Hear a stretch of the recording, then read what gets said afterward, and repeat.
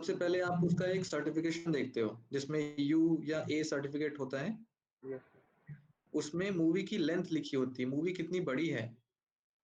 Sir, छोटा छोटा क्या देखेंगे, वो यूएई बड़ा बड़ा दिख जाता है बस। कल को जब मूवीज में काम करोगे तुम लोग, तो ऐसे तुम लोग का नाम छोटा छोटा होगा, तुम लोग रोक रोक के उसको जूम कर करके देखोगे कि मेरा नाम है। इंशाल्लाह। होता है सर, होता है, ठीक है। मिनट्स में होता है होगा। तो जब आप मूवी की सर्टिफिकेशन देखते हो या मूवी का जो लेंथ देखते हो, वो एक्चुअली कैलकुलेट होता है फीट एंड फ्रेम्स में, क्योंकि हमारी जो रील है, हमारा जो रोल चलता है, वो बेसिकली उसको मेजर हम करते हैं फीट और फ्रेम्स में। तो वहां आप देखोगे कि मूवी की लेंथ लिखी होगी 8 फीट 25 फ्रेम, इस तरह से आपको ड्यूरेशन वहां पे देखने को मिलेगा। सर ड्यूरेशन किस टाइम में होती है? ड्यूरेशन का मतलब आपकी मूवी कितनी लंबी है। ठीक है। तो यहाँ फिल्म्स में या वीडियोस में आपको दो पैरामीटर देखने को मिलेंगे। एक जिसमें आप टाइम कोड में चीजों को देख रहे होगे, जो 0:00:00:00:00 में होगा। दूसरा आप देखोगे फीट कॉलन फ्रेम्स, जो इस तरीके से लिखा हुआ होगा। तो ये आपका फीट है और ये आपका फ्रेम है। ठीक है। तो ये जो टॉपिक्स बताए ये क्लियर है, क्योंकि यस ये सर, आप सॉफ्टवेयर में हर जगह देखने को मिलेंगे। और सर मेरे ख्याल से जितना मेरे को याद है वो टाइम कोड में ही होता होगा, फीट एंड फ्रेम्स हाँ, में शायद मैंने नहीं देखा। आप जो प्रीमियर में काम करोगे वो आप करोगे टाइम कोड में। यस सर, वो जब स्टार्ट क्योंकि किया आया था सर ने तो दिखाया था। आप अभी रील्स पे काम नहीं करोगे। रील्स पे तो जब आप इंडस्ट्री में चले गए और वहां जब आपको उस तरह के रोल पे काम करने का ऑप्शन मिलेगा, तब आप काम कर रहे होगे। ठीक है। तो अब जो भी अभी तक आपके थ्योरेटिकल टॉपिक्स आप लोगों ने देखे हैं, सुने हैं, समझे हैं, अब वो सारी चीजें आपको देखने को मिलेंगी आपके सॉफ्टवेयर में। तो शुरू करें सॉफ्टवेयर। Yes sir. ठीक है। कितने लोग चाहते थे कि सॉफ्टवेयर शुरू हो जाए जल्दी से जल्दी, सच बताना। सर एक बार ये फीट वाला एक बार कंप्लीट लिखोगे एक बार, आगे क्या होता है इसमें? इसमें फीट और फ्रेम्स होते हैं, मतलब जैसे अच्छा, आप, और भी होता है इसके अंदर? मुझे लगा और भी होते होंगे इसके अंदर, इससे पूछ नहीं रहा नहीं, फीट और फ्रेम होता है। यूनिट जो है वो फीट और फ्रेम्स में होता है। था। Okay sir. ठीक है। तो प्रीमियर शुरू करते हैं। प्रीमियर आप लोगों के पास कौन सा वर्जन है? 19 है, नहीं 20 है शायद, हाँ 20। Sir CS6। ठीक है। सर कोई, आपने बोला था कि 19 रख लो, तो मैंने 20 मार दिया, 19 रख लिया। ठीक है, कोई भी ऑप्शन है, ऐसा कोई प्रॉब्लम या दिक्कत नहीं। CS6 क्रैश नहीं होता, पर्सनली मुझे पसंद है। बट कई बार आप लोगों को लगता है कि नहीं, आप लोग अपडेटेड सॉफ्टवेयर को लर्न करो, तो इसलिए मुझे चेंज करना पड़ा। बट मुझे सबसे बेटर जो परफॉर्मेंस वाइज लगता है वो CS6 है। कभी भी आप बड़े बड़े प्रोजेक्ट पे काम करोगे प्रॉब्लम नहीं आती। बट 20 अभी लेटेस्ट वर्जन है। बग होते हैं, क्रैश होने के चांसेस रहते हैं। अभी एक दो दिन पहले किसी बच्चे का कुछ प्रॉब्लम आया भी था, मुझे एग्जैक्टली नाम बोल दिया किसने पूछा था, उसका प्रीमियर ओपन नहीं हो रहा था। सर ये तो प्रॉब्लम आती रहती है मेरे साथ भी, वो जुगाड़ मिल जाते हैं एक बार में। ठीक है। अब प्रीमियर जब आप इंस्टॉल करोगे और जब आप इन फाइल्स पे काम करना शुरू करोगे, तो कुछ सॉफ्टवेयर एडिशनली आपको इंस्टॉल करने होंगे। जो प्रॉब्लम्स आप लोग फेस करोगे इन फ्यूचर, आपको सबसे पहले तो एक कोई कन्वर्टर रखना होगा अपने सिस्टम में इंस्टॉल, कोई भी। Media encoder. अ, मेरे पास जो अवेलेबल है वो फॉर्मेट फैक्ट्री है, फ्री है, कोई दिक्कत नहीं है, आप कन्वर्ट कर सकते हो इजीली। ये मीडिया एनकोडर भी चलेगा ना, एडोब मीडिया एनकोडर? हाँ, कोई भी रख सकते हो जो सही तरीके से आपका जो डेटा है वो कन्वर्ट कर सके। कन्वर्ट क्यों करोगे? कई बार क्या होता है कि आपका जो सिस्टम है, आपका जो प्रीमियर है, वो आपके जैसे MKV फाइल सपोर्ट नहीं करता, और 3GP वीडियोस, इस तरह की वीडियोस नहीं करता। कुछ नए जो फॉर्मेट हैं, जैसे अभी जो आजकल यूट्यूब पे जो फॉर्मेट अवेलेबल है, वो सपोर्ट नहीं करता। पहले MP4 आता था यूट्यूब पे डाउनलोड करने के बाद, तो MP4 तो ये सपोर्ट करेगा। लेकिन एक चीज और जो आपको जाननी है कि आपका जो सिस्टम है वो कोडिंग के बेस पे चलता है। कोडेक्स अगर आपके सिस्टम में अवेलेबल है, तो मोस्टली आपके सारे ही फाइल फॉर्मेट वो सपोर्ट करेगा, बट कोडेक नहीं है तो आपकी वीडियो जब भी आप इंपोर्ट करोगे तो वो करप्टेड या डैमेज फाइल की तरीके से मैसेज आएगा और आपकी फाइल लोड नहीं होगी। ठीक है, तो वो पता कैसे सर चलेगा कि है कि नहीं है? H264 कंप्रेस फाइल फॉर्मेट होता है। कौन सा? H264 H264 जो है वो कंप्रेस्ड आउटपुट है। यूनिवर्सल जो फाइल फॉर्मेट हैं जो सपोर्ट होते हैं वो बेसिकली एमओवी है जो सपोर्ट करता है, एवीआई है जो सपोर्ट करता है, बट ये सारे के सारे हैवी फाइल फॉर्मेट आउटपुट हैं। छोटी छोटी वीडियोस भी निकालोगे तो आपका हो सकता है कि 500 MB 1 GB 2 GB का आउटपुट ये निकाले। ठीक है, बट ये क्वालिटी का होल्ड करते हैं। बट एडिशनली कई सारे फाइल फॉर्मेट हैं जो रेगुलर टर्म पे प्रीमियर आपका सपोर्ट नहीं करता होगा बट क्वालिटी वाइज अच्छे होंगे। जैसे आप देखोगे, अगर आप यूट्यूब का एक्सपीरियंस अगर आप लोगों ने देखा हो तो सबसे पहले जब आप वीडियोस डाउनलोड करते थे तो वो 3 GB वीडियोस डाउनलोड होते थे। उसके बाद वीडियो फॉर्मेट जो वो एक्सेप्ट किया यूट्यूब ने वो FLV किया। FLV के बाद जो उसने एक्सेप्ट किया वो फिर MP4 करने लगा। MP4 के बाद अब जब आप डाउनलोड करते हो तो एक एडिशनल दूसरा कोई फॉर्मेट है, मुझे नाम भूल रहा है। आप कोई भी वीडियो डाउनलोड करोगे तो उसी फाइल फॉर्मेट में डाउनलोड होगी। मैं एक बार चेक करके आप लोगों को बता दूंगा। तो सर M2 फॉर्मेट। ठीक है, तो ये चेंजेस आपको दिखने को मिलेंगे। तो आपका सिस्टम में जो भी कोडेक होंगे वो कोडेक की वीडियोस आपकी स्मूथली चल रही होंगी। जो कोडेक्स नहीं होंगे वो नहीं चलेंगी। जस्ट लाइक मैंने जो लास्ट टाइम एग्जांपल दिया था कि अगर आपको जापानीज आती है तो आप पढ़ लोगे, नहीं आती है तो आप नहीं पढ़ पाओगे। इट मींस न्यूज़पेपर में कुछ भी नहीं लिखा ऐसा नहीं है, हाँ लिखा हुआ है बट आप उसको रीड नहीं कर पा रहे। तो उन केसेस में आपको क्या करना होगा, मोस्टली VLC प्लेयर सबके ही सिस्टम में अवेलेबल होगा। नहीं होगा तो VLC प्लेयर आप अपने सिस्टम में डाल लेना, अपडेटेड रखना उसको। दूसरा मीडिया प्लेयर क्लासिक एक प्लेयर है वो डाल लेना। तीसरा KLM कोडेक पैक है वो डाल लेना। नोट डाउन कर रहे हो? सर कुछ है ही नहीं नोट डाउन करने के लिए। एक मिनट सर, एक हाँ बार सर, मैं करता हूँ। एक मिनट नोट ठीक पैड है, खोल लेता हूँ। ये के तो एडम करो प्रोडक्ट नोट कौन सा करके है? ना, नोट करके किसी को भी मत देना। सर एक बार रिपीट कर देना सर। ठीक है, अरे मेरी आवाज नहीं आ रही है सर ये तुम्हारी के आ रही है। प्रोडक्ट पैक क्या करता सर। है? रिपीट कर देना सर। पहला VLC प्लेयर आप अपने सिस्टम में डाल लोगे। Okay sir. दूसरा मीडिया प्लेयर क्लासिक प्लेयर है एक, वो डाल लोगे। मीडिया प्लेयर क्लासिक का बेनिफिट ये है कि आप इसको एक एक फ्रेम भी चेक कर सकते हो। ठीक है, और तीसरा जो है वो है KLM कोडेक पैक। लिखोगे यूट्यूब पे सब इजीली मिल जाएगा, ध्यान से करना, कुछ में वायरस भी होगा। ठीक है, चौथा काम आप करोगे क्विक टाइम प्लेयर डालोगे अपने सिस्टम में। ठीक है, क्विक टाइम प्लेयर अपने सिस्टम में डालने के बाद आपका सिस्टम जो है या जो प्रीमियर है वो MOV या MP4 फाइल सपोर्ट करना शुरू कर देगा। तो भी करता है।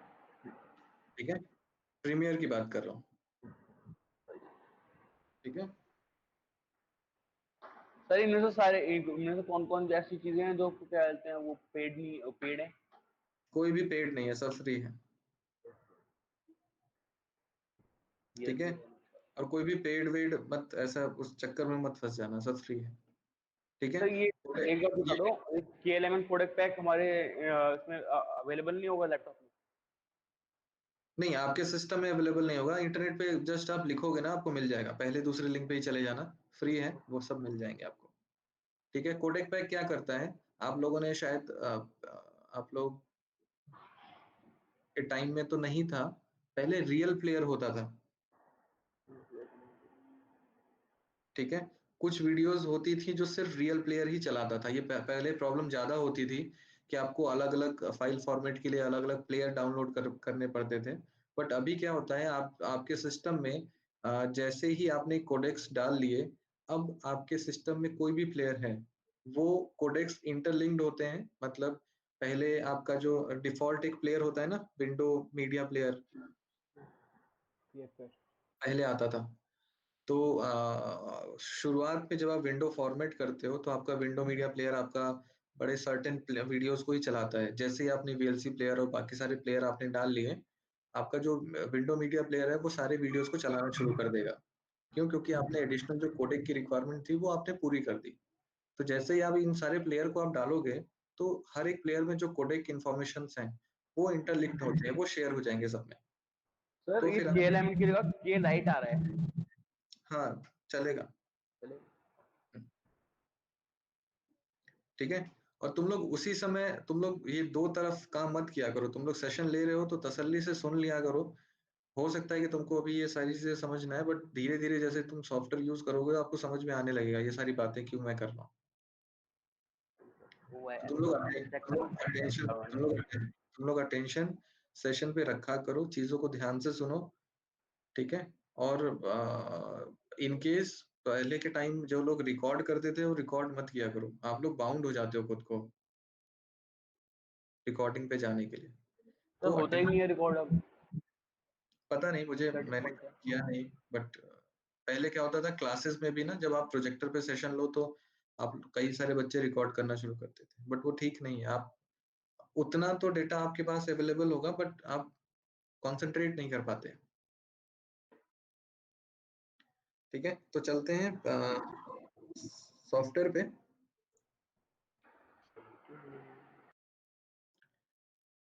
सबसे पहला ऑप्शन हमारे पास है न्यू प्रोजेक्ट। ठीक है। अभी तक जितने भी सॉफ्टवेयर आप लोगों ने काम किए होंगे उसमें सबसे पहले क्या होता था, आप डायरेक्टली फाइल पे काम करना शुरू कर देते थे। ठीक है। बट यहाँ प्रीमियर में आपको सबसे पहले अपना प्रोजेक्ट सेव करना होगा। दो चीजें हैं, पहला आप प्रोजेक्ट करोगे, दूसरा आप सीक्वेंस करोगे। तो सबसे पहली जो सेटिंग है वो है प्रोजेक्ट के लिए। अब प्रोजेक्ट के लिए क्या है वो देखो। सबसे पहले आप अपने प्रोजेक्ट का नाम दोगे। ये हैबिट आप लोग डाल लेना कि जब भी आप कोई भी फाइल बनाओ तो प्रॉपर नेमिंग करोगे। किस टॉपिक पे आप बना रहे हो, क्या आपको बनाना है। ठीक है, मैंने यहाँ मेंशन कर दिया माय प्रोजेक्ट। ठीक है। और ये जो मैं नेमिंग करने के लिए बोल रहा हूँ ये काम आप फोटोशॉप की लेयर्स, इलस्ट्रेटर, जितने भी सॉफ्टवेयर आगे आप करोगे इन फ्यूचर, हर किसी में करोगे। और ये याद रखना, जब आप प्रोडक्शन में जाओगे ये जो काम कर रहे हो ये बहुत इंपॉर्टेंट है। इसकी वजह से आप सिलेक्शन में भी पीछे रह जाते हो। ठीक है। कोई रिप्लाई नहीं करता। यस हाँ ओके सर। कोई रीजन आप लोगों को लगता है कि फाइल नेमिंग क्यों इम्पोर्टेंट है प्रोडक्शन में? क्योंकि सर कई सारी फाइल्स वहाँ पे क्रिएट होती होंगी और अगर हम नेम नहीं करेंगे तो फिर हम कंफ्यूज हो जाएंगे कि हमें किस में क्या एडिटिंग करनी थी या किस में हमने क्या एडिटिंग करी थी। दूसरा रीजन ये तो है ही है जो आपने बोला है, ये तो आप आपके अपने लिए है कि आप कंफ्यूज हो गए। अब सोचो जब आप कंफ्यूज हो गए, प्रोडक्शन में कोई भी फाइल ऐसी नहीं होती जो सिंगल पर्सन पे ही रह जाती है। आपने फाइल की बनाई, आपने कार्तिक को दे दी, कार्तिक ने प्रिंस को दिया, प्रिंस ने ईशांत को दिया, ईशांत ने मोनिका को दिया। अभी आपकी फोटोशॉप की फाइल में हो सकता है कि 28 लेयर्स हों। अभी हर एक ऑप्शन जब आपको देखना होगा, आपको कोई चेंजेस करने होंगे, तो कार्तिक उन 28 लेयर्स को ऑन ऑफ करके देख रहा है कि भाई इस और इसमें कैरेक्टर का हैंड कौन सा है, इसमें आईज कौन सी हैं, एल्बो कहाँ है, शोल्डर कहाँ है। ठीक है। तो आपने अगर उस फाइल फॉर्मेट में नेमिंग किया हुआ है तो ना तो कार्तिक को प्रॉब्लम होगी, ना तो प्रिंस को आएगी, ना तो ईशांत को आएगी, ना मोनिका को आएगी। तो इन सब प्रॉब्लम्स से बचने के लिए प्रोडक्शन में ये जो सिली सिली मिस्टेक्स जो हम करते हैं ये वहां के लिए बहुत इंपॉर्टेंट होती हैं, क्योंकि वहां हर चीज का डेडलाइन होता है, आपके पास एक टारगेट होता है, आपको वो शॉर्ट कंप्लीट करना है, करके ही जाना है। ठीक है। तो वहां हर एक चीज जो आपकी होगी वो टाइम रिजॉल्विंग सिचुएशंस में आपको करना होगा कि कम से कम टाइम कैसे लगेगा। और ये हैबिट होती है, मतलब आप लोगों ने देखा होगा क्योंकि हम लोग के पास फाइल्स आती हैं, एन नंबर ऑफ फाइल ऐसी होती हैं, A B C D X Y Z, A लिख दिया, जो भी टाइप किया बस एक लाइन से टाइप कर दिया और फाइल सेव कर दी। धीरे धीरे वो आप जब प्रोडक्शन में जाते हो तो भी वहाँ सेम प्रॉब्लम आती है। ठीक है। तो प्रॉपर नेमिंग करना, मेरे पास अगर आप फाइल शेयर कर रहे हो या फाइल आप दिखा रहे हो तो विद नेम आप प्रॉपर रखना उसको। उसके बाद सेकंड ऑप्शन है लोकेशन, आप अपनी फाइल को कहाँ सेव करने वाले हो। उसके बाद यहाँ अगर हम देखें जनरल ऑप्शन में रेंडरिंग ऑप्शंस, ये सब में नहीं आएगा। ये जो ऑप्शन है जो कूडा का है, जितने भी आप लोग के पास सिस्टम्स ऐसे होंगे जिसमें एनवीडिया के ग्राफिक कार्ड लगे होंगे, एक लेवल मतलब बेटर लेवल के जो ग्राफिक कार्ड होंगे, उनमें ये ऑप्शंस आ रहा होगा। नहीं आ रहा होगा, अगर आपके सिस्टम में अच्छे ग्राफिक कार्ड लगे हुए हैं, चेक कर लेना, ऑनलाइन आपको मिल जाएगा। तो अगर वो कूडा सपोर्ट कर रहा होगा तो कूडा सपोर्ट ऑप्शंस को ऑन कर लेना। इंटरनेट पे वीडियोस मिल जाएंगी आपको कि आप अपने सिस्टम में कूडा सपोर्ट ऑप्शंस कैसे ऑन कर सकते हो। उसके अकॉर्डिंग आप ये ऑप्शंस कर लेना। नहीं तो आपके पास ऑप्शंस ओपनसीएल या जो आपका सॉफ्टवेयर रेंडर है वो अवेलेबल होगा वहां पे। ठीक है, कूडा में थोड़ा जल्दी होता है, आपका सिस्टम थोड़ा स्पीड अप हो जाएगा, वरना इनमें भी है तो कोई प्रॉब्लम नहीं है। कोई ऐसा नहीं है कि आपका सिस्टम खराब हो चुका है, उस पर काम नहीं होगा। इनमें से कोई भी ऑप्शन है तो चलेगा, बट अगर आपका सिस्टम कंपैटिबल है कूडा के लिए तो आप कूडा पे कर लेना। सर जैसे अगर प्रोसेसर हमारे कंप्यूटर का सही है, रैम भी सही है, क्योंकि लैपटॉप पे तो हम चेंज तो कर नहीं सकते ग्राफिक कार्ड, तो हाँ, एक्सटर्नल ग्राफिक कार्ड हमें यूज़ करना चाहिए कि नहीं इस टाइम पे? देखो आप लोग अभी जिस मतलब जिस कैटेगरी में हो, मतलब स्टूडेंट एजुकेशन की जो चीजें कर रहे हो, उसमें फिलहाल तो ऐसा एडिशनल कोई भी एक्सपेंस करने की जरूरत नहीं है, क्योंकि आप अच्छे से अच्छा ग्राफिक कार्ड भी लगाओगे तो भी सिर्फ ग्राफिक कार्ड पे डेटा जो आपका है वो मैटर नहीं करता। आपके कुछ सॉफ्टवेयर जो हैं वो रेंडरिंग के लिए आपका जो है वो ग्राफिक पे सपोर्ट करते हैं। कुछ ऐसे सॉफ्टवेयर होते हैं जो आपके रैम और प्रोसेसर की स्ट्रेंथ पे डिपेंड करते हैं। तो सिर्फ ग्राफिक कार्ड आपका अच्छा होगा तो ऐसा जरूरी नहीं है।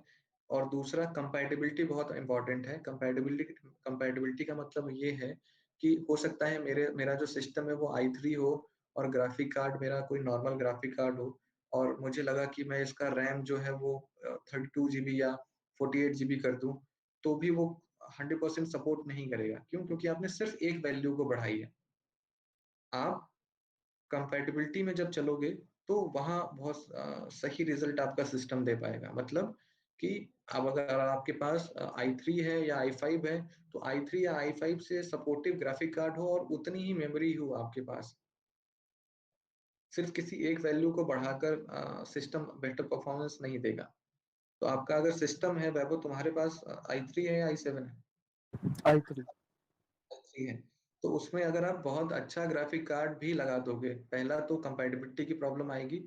इन केस आपको कंपैटिबल कोई ग्राफिक कार्ड मिल भी जाता है तो वो बेटर परफॉर्मेंस नहीं दे पाएगा, क्योंकि उसको सर्टेन प्रोसेस में अच्छे प्रोसेसर की भी रिक्वायरमेंट आएगी और रैम की भी प्रॉब्लम रिक्वायरमेंट आएगी, वहां वो लैग कर जाएगा। ठीक है, और ओके सर। कभी भी अपने सिस्टम ऐसा माइंडसेट मत बनाना कि मेरे पास अच्छा सिस्टम होगा तभी मैं बहुत कुछ कर सकता हूँ। आप अगर टेक्निक्स को फॉलो करोगे, अगर टेक्निक्स को समझोगे, टिप्स एंड ट्रिक्स को फॉलो करोगे, तो आप बेसिक बेसिक सिस्टम्स में अच्छे आउटपुट निकाल सकते हो। आप लोगों के पास जो सिस्टम्स हैं, या मैं एक एग्जांपल दे दूं, आप लोगों ने स्टार वॉर्स तो देखी है ना? हाँ सर, सारी सीरीज। ठीक है, अभी रिसेंट की बात नहीं कर रहा, पुरानी मूवीज अगर मैं बात हाँ करूं हाँ जो सर, पुरानी भी देखी। 80s में या 90s में जो आई हैं, हम क्या अपने आज के सिस्टम पे वैसा इफेक्ट बना सकते हैं? सर नहीं बना सकते? बना आज सकते। अभी करंट टाइम में हम ये बना सकते। कहेंगे कि जो उनका सिस्टम है वो उनका सिस्टम बहुत हाई परफॉर्मेंस वाला होगा, बट i7 या i9 आज के टाइम पे अगर हमारे पास है, 80s में 90s में तो i7 या i5 भी दूर दूर की बात हुआ करती थी, पेंटियम चलता था सर उस टाइम, है ना? पेंटियम को। बट फिर भी उनके पास वो आउटपुट है, वो क्वालिटीज हैं। जैसे ट्रॉन की बात कर लो, ट्रॉन तो अभी आज के टाइम पे काफी पुरानी मूवी हो चुकी है, बट ट्रॉन के जो इफेक्ट हैं हम अगर सिस्टम पे अपने बनाना शुरू करेंगे तो वो शिविर करना शुरू कर देगा, वो हिलना शुरू कर देगा, धुआं निकलने लगेगा। ठीक है, तो ऐसा नहीं है कि उनके पास कोई अलग सा कोई सिस्टम होता है या प्रोडक्शन के पास अलग सा कोई सिस्टम होता है, हाँ बेटर परफॉर्मेंस वाला सिस्टम होता है, आपसे 10, 20, 30% बेटर परफॉर्मेंस देता है, बट उनके पास टिप्स एंड ट्रिक्स होते हैं जो वो फॉलो करते हैं, वो आप भी फॉलो करोगे, आप अपने सिस्टम पे अच्छे आउटपुट निकाल पाओगे। प्रीमियर के जो रेंडर आप निकालोगे वो 10 GB 20 GB, मैंने जो अभी तक हाईएस्ट जो रेंडर्स निकाले हैं वो मतलब एक फाइल निकाली थी उसमें टीबी में रेंडर निकला था। अब 1 TB का डेटा अगर निकाल रहे हो आप, तो उतना सिस्टम पे लोड तो पड़ेगा ना। सर स्टोरेज कितनी थी उसकी? एडिशनल लगाना पड़ा था उसमें, क्योंकि नॉर्मल लैपटॉप में तो इतना स्पेस नहीं होता, क्योंकि आपका सिस्टम सॉफ्टवेयर सब कुछ रहता है। तो उस रेंडर करने के लिए अलग से एक ड्राइव लगानी पड़ी थी और उसमें रेंडर मैंने किया और कई दिन तक रेंडर चलता रहा। तो सिर्फ इसीलिए ये सारी चीजें बता रहा हूँ कि आप उन सिचुएशंस आप लोग के सामने भी आएंगी अब धीरे धीरे, क्योंकि अब आप इस टर्म में घुस रहे हो, इन चीजों को जानना शुरू कर रहे हो। ठीक है। और दूसरा इस फील्ड में फोटोशॉप तो आप डेफिनेटली कर ही रहे हो, कुछ लोग कर रहे हैं, कुछ लोग कर चुके हैं। फोटोशॉप और इलस्ट्रेटर के बाद तीसरा प्रीमियर ऐसा सॉफ्टवेयर है जिसका एन नंबर ऑफ वर्क आपको मार्केट में मिल जाएगा।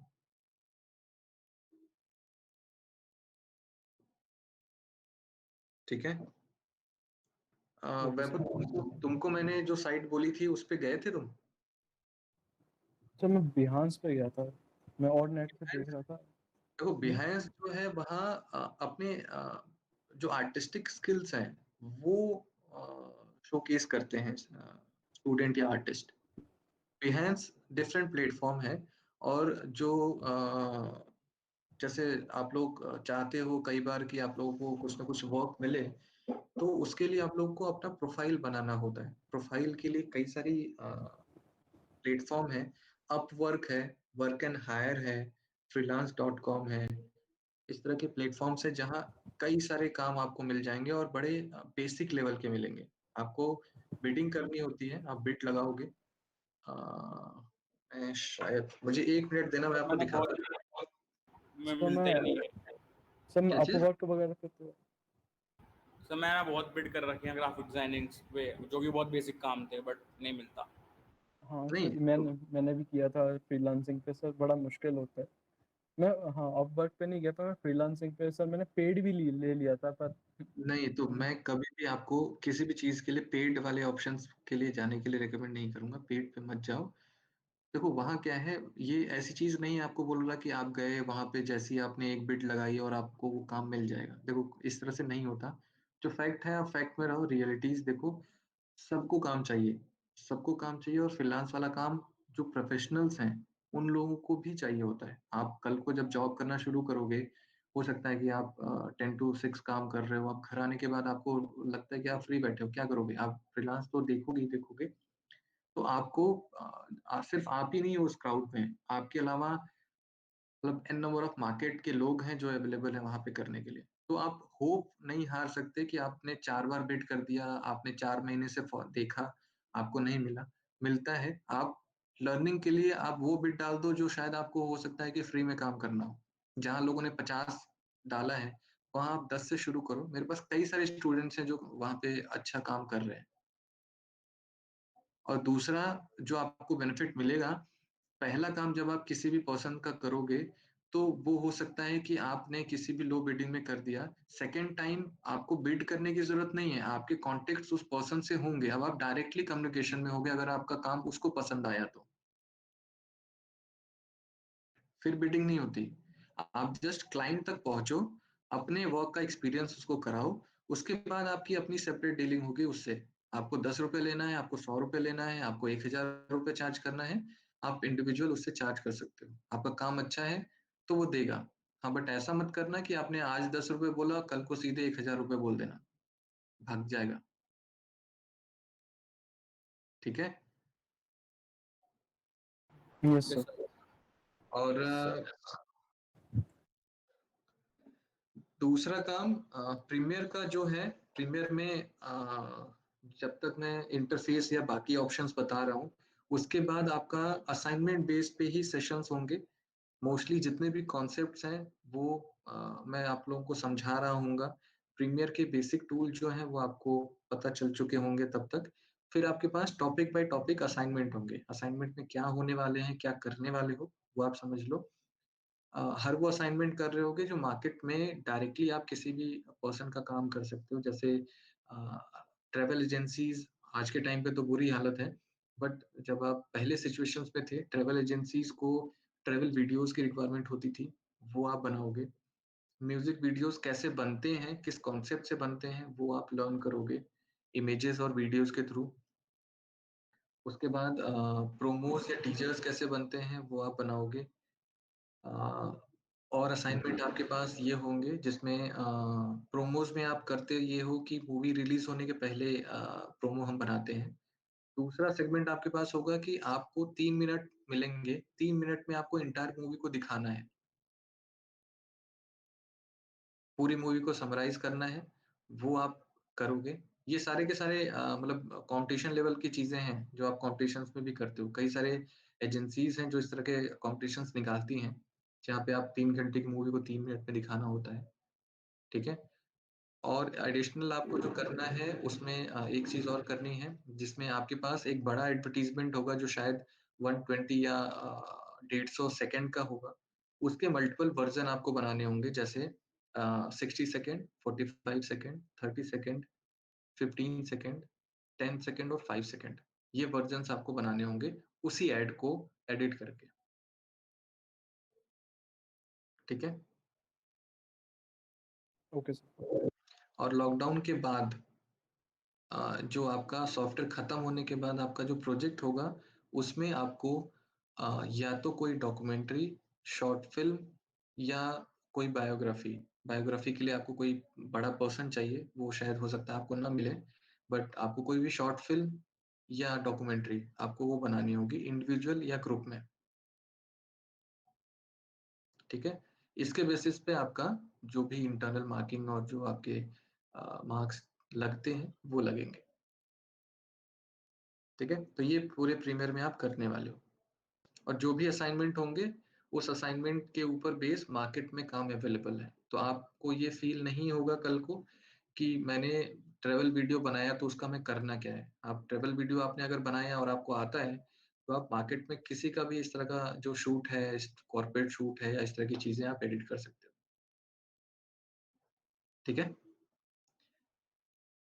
सर बट जो भी हमको होगा शॉर्ट्स हमको कहाँ से मिलेंगे? आप शॉर्ट्स दोगे हमको या फिर हमको खुद शूट करना पड़ेगा? अ, देखो देने वाली सिचुएशन तब होती है अगर आप लोग के यहाँ फिजिकल क्लासेस होते तो हम कोई भी जो आप शॉर्ट फिल्म की बात कर रहे थे उसमें एडिशनल मेरा सपोर्ट आप लोगों को मिल जाता कि कैमरा एंगल इस तरह से करो। वो जब लॉकडाउन खुलेगा आप लोग हो सकता है कि प्रीमियर पढ़ भी चुके होंगे वापस हो सकता है कि आपका 3D शुरू हो चुका हो या जिसका जो भी सॉफ्टवेयर शुरू होना होगा वो शुरू हो जाएगा। बट उस टाइम पे जब भी लॉकडाउन खुलेगा तो आपका एक जो प्रॉपर शूट करके जो एक असाइनमेंट है वो आपको देना होगा, ठीक है? तब तक कुछ सर्टेन सिचुएशंस में मेरे पास फुटेज अवेलेबल होगी, वो मैं आपको दूँगा। कुछ सिचुएशंस आपको मैं बताऊँगा, उस तरीके से आप अपने घर के अंदर रहते हुए या बिल्डिंग के एनवायरनमेंट में ही वो सारी चीज़ें शूट कर सकते होगे, ठीक है? तो हर तरीके के एक्सपेरिमेंट हम कर रहे कोई होंगे। सब्जेक्ट का शूट नहीं देना? आवाज़ आपकी कुछ क्लियर नहीं आ रही, क्या कह रहे हैं? क्या कह रहे हो? ओम? किसी ने सुना क्या कहा इसने? नो सर, क्लियर नहीं थी। ठीक है, तो फिलहाल इंटरफ़ेस समझ लो, इंटरफ़ेस इम्पोर्टेंट है क्योंकि मल्टीपल पैनल्स आप लोगों को मिल रहे होंगे। प्रीमियर के पहले आप लोगों ने जो भी सॉफ्टवेयर किए होंगे, उसमें आप लोगों ने सिंगल पैनल में ही काम किया होगा। आपके पास एक टूल का पैनल होता है और एक आपके पास वर्कस्पेस होता है जिसमें आप काम करते हो, ठीक है? बट इतने सारे पैनल्स को हैंडल आप लोगों ने अभी तक नहीं किया होगा। कन्फ्यूज़ मत होना, सबका अपना प्रीमियर में डेडिकेटेड रोल है, आपको बस उस रोल को समझना है, ठीक है? वीडियो में आपके पास यहाँ पे ऑप्शंस आ गए जो अभी आप लोगों ने पढ़े थे बुक में। SMPTE जो स्टैंडर्ड्स हैं जिसमें आपने टाइम कोड को समझा था, फीट एंड फ्रेम्स को देखा था। 2 ऑप्शन है फीट एंड फ्रेम्स। फ्रेम्स जो हैं वो आपके 16 mm के भी होते हैं रील, और 35 mm की रील भी होती है। और चौथा ऑप्शन आपके पास फ्रेम्स है। फ्रेम्स में कुछ भी नहीं होता, नंबर जो है वो 0 से शुरू होता है और चलता जाएगा 1000, 2000, 5000 जितने फ्रेम्स पे आपको काम करने होंगे। ठीक है, हम जो प्रेफर्ड करते हैं वो टाइम कोड पे काम कर रहे होते हैं। टाइम कोड हमने ऑप्शन चूज किए। उसके बाद नेक्स्ट ऑप्शन आपके पास है ऑडियो का, जिसमें ऑडियो डिस्प्ले आपके पास इंफॉर्मेशन किस में दिखेगी, ऑडियो जो दिखेगी वो सैंपल्स में दिखेगी। इसमें 2 ऑप्शंस होते हैं, ऑडियो सैंपल्स और मिलीसेकंड। सैंपल जैसे अगर हम बात करें क्वालिटी की, जब ये ऑडियो वाली चीज़ों को देखोगे तो आपको ये क्लियर समझ में आ जाएगा। हम जब बात करते हैं क्वालिटी की, तो आप लोग जब डाउनलोड करते हो आज के टाइम पे कोई भी सॉन्ग, तो अ, कितने सैंपल्स पे करते हो? वो वाला डाउनलोड सैंपल्स पे करते हो। आप लोग को अगर याद हो तो आप लोग जो डाउनलोड करते हो वो 48,000 सैंपल पर सेकंड पे करते हो। नोटिस किया है? सर डाउनलोड, हाँ, जब आप कोई भी सॉन्ग डाउनलोड, सर स्पीड की बात करिए उसकी क्वालिटी की, क्वालिटी की, स्पीड नहीं। तो मतलब 480p कहना चाह रहे हो क्या आप? नहीं, वीडियो नहीं, ऑडियो की बात कर रहा हूँ मैं। ऑडियो की सर 480 नहीं, वीडियो होता है। नहीं मैंने ध्यान नहीं दिया सर ऑडियो पे। ठीक है, तो चलो मैं एक्सप्लेन कर देता हूँ। माइट भी हो सकता है कि कोई अवेयर हो, या आप लोग इन फ्यूचर जब आप करोगे तो आप लोगों को देखने को मिलेगा। जब हम पहले के टाइम पे जब आप सॉन्ग डाउनलोड करते थे, जिस टाइम पे सीडी प्लेयर हुआ करता था, या सीडी से जब कोई भी सॉन्ग डाउनलोड करते थे, तो वो होता था 44,100। शॉर्ट में लिखा होता था 44.1K। ठीक है, आज के टाइम पे जब आप सॉन्ग डाउनलोड करते हो तो वो 48K होता है, या 96K, या 128K। तो ये जो सैंपल रेट बेसिकली क्या करता है वो भी आप समझ लो। एग्जाम्पल शायद बुक में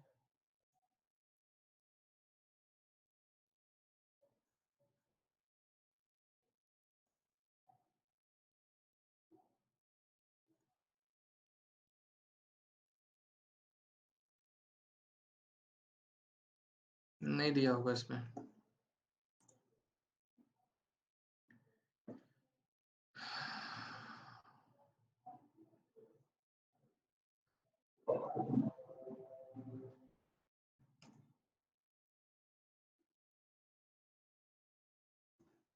ठीक है, आप लोगों को स्क्रीन दिख रही ना? Yes sir. ठीक है, आप लोग जो साउंड सुनते हो जिसमें आप ऐसे ऐसे लाइंस आपको देखने को मिलती हैं, वो बेसिकली आपका कुछ ऐसे फॉर्म होता है। ठीक है, ये फ्रीक्वेंसी है ऑडियो की। स्टैंडर्ड। नहीं, मतलब एक सेकंड, मैं इसको फिलहाल अभी ओके करके आगे चलता हूँ। आपको जो दिखाना है मैं वो दिखा के वापस से फिर यहीं आते हैं।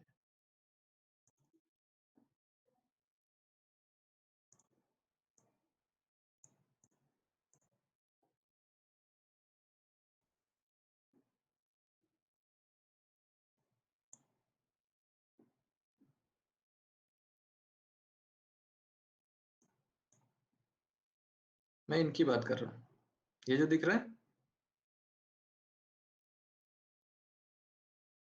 Yes sir.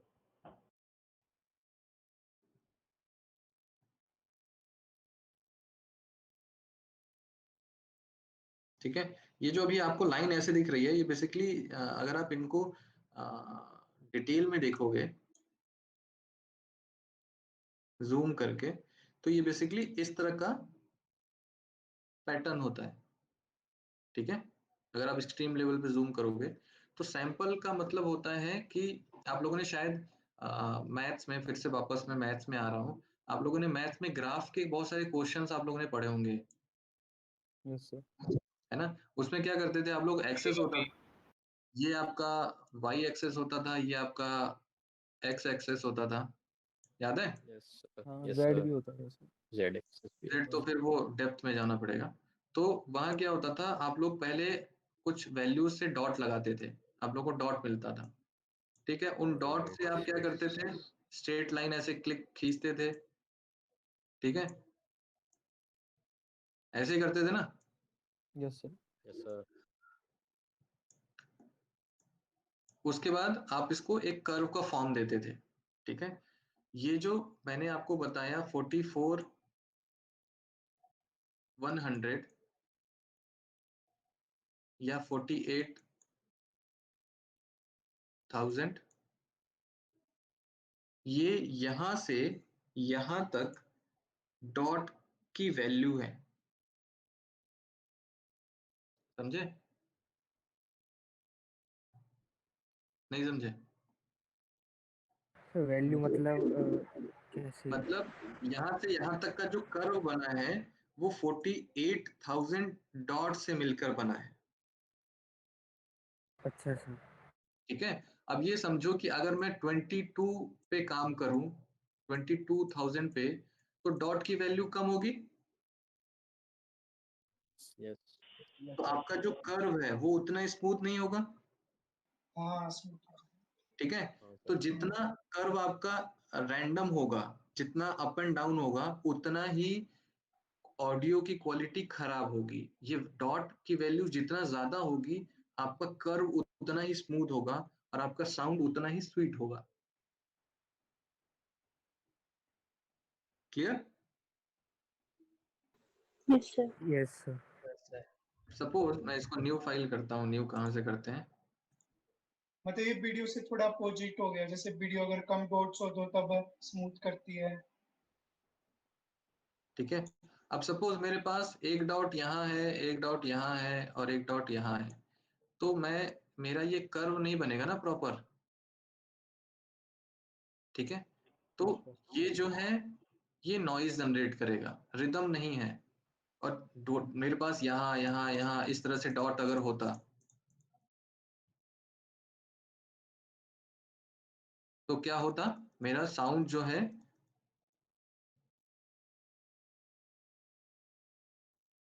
ठीक है वो ज्यादा स्मूथ होता। तो जितना स्मूथ होगा उतना ही आपका साउंड उतना ही स्वीट निकलेगा। तो स्मूथ होने के लिए मेरे पास जो वैल्यू है साउंड की वो ज्यादा होनी चाहिए, उसी की सेटिंग आपको यहाँ पे देखने को मिल रही है। अब क्लियर है? हाँ यस सर। ठीक है। तो अब हम यहाँ पे ऑडियो सैंपल्स ले रहे हैं, मिली सेकेंड में हम मेजर नहीं कर रहे हैं चीजों को। जो स्टैंडर्ड पैरामीटर्स है वो टाइम कोड और ऑडियो सैंपल्स हैं। तीसरा ऑप्शन आपके पास यहाँ देखने को मिल रहा है कैप्चर का, ठीक है। पहले के टाइम पे जब आप रील वाले कैमरे से शूट करते थे तब ये काफी इंपॉर्टेंट हुआ करता था।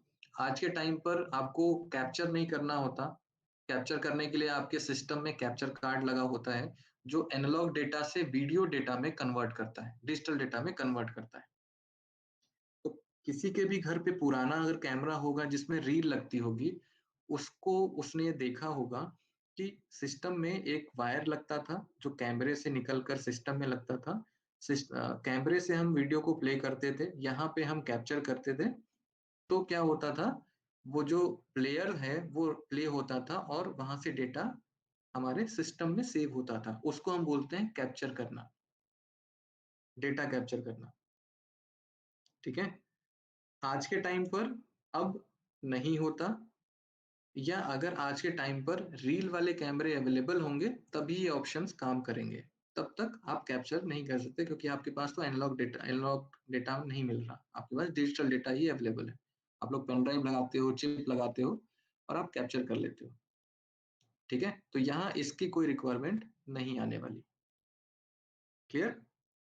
तो फिर सिलेक्ट यहाँ फिलहाल तो आप कुछ भी सेलेक्ट करोगे उसका कोई सर्टेन बेनिफिट नहीं मिलेगा क्योंकि आपके सिस्टम में कैमरा लगा ही नहीं है, ठीक है। ये काम तब करेगा जब आपके सिस्टम में कैप्चर कार्ड लगा हुआ होगा, तब ये काम करेगा, ठीक है। ठीक है सर। Yes sir. ओके करते हैं यहाँ पे। ये पूछ रहा है, जो नाम है ऑलरेडी पहले से ही है, मैंने ओके कर दिया था, इसलिए मैंने कहा ओवरराइट कर दो।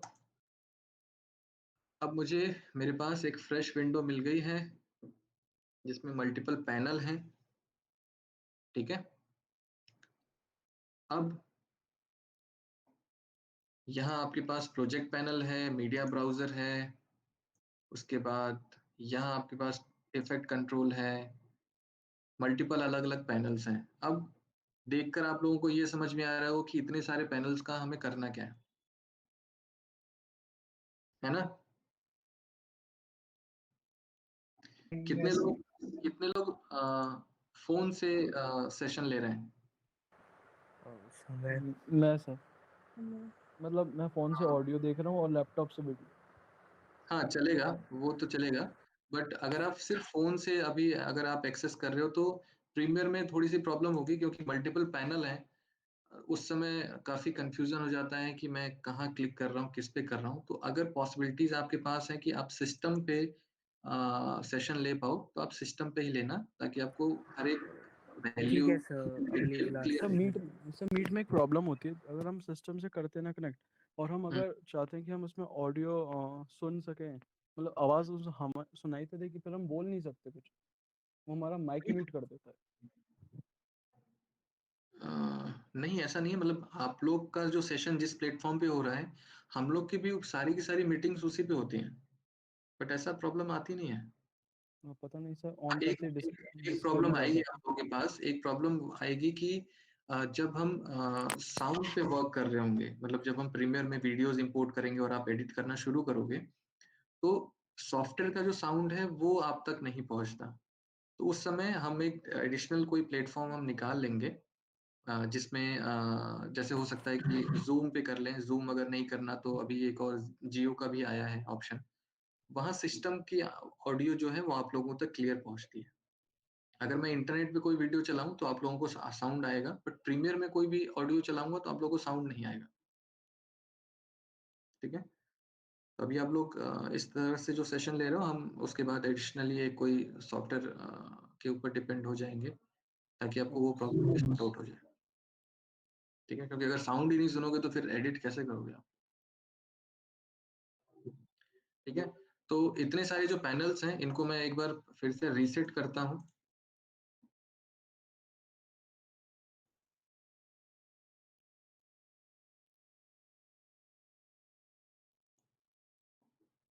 ठीक है, अभी देखो ये अलग से अलग तरीके का पैनल डिजाइन हो गया। मैं दूसरे वर्क स्पेस पे जाता हूँ, मैं इसको भी रीसेट करता हूँ, ठीक है। अब जो आपको सबसे पहला काम समझना है, आपके पास मल्टीपल पैनल है। मैं अगर ऑल पैनल में कर दूं,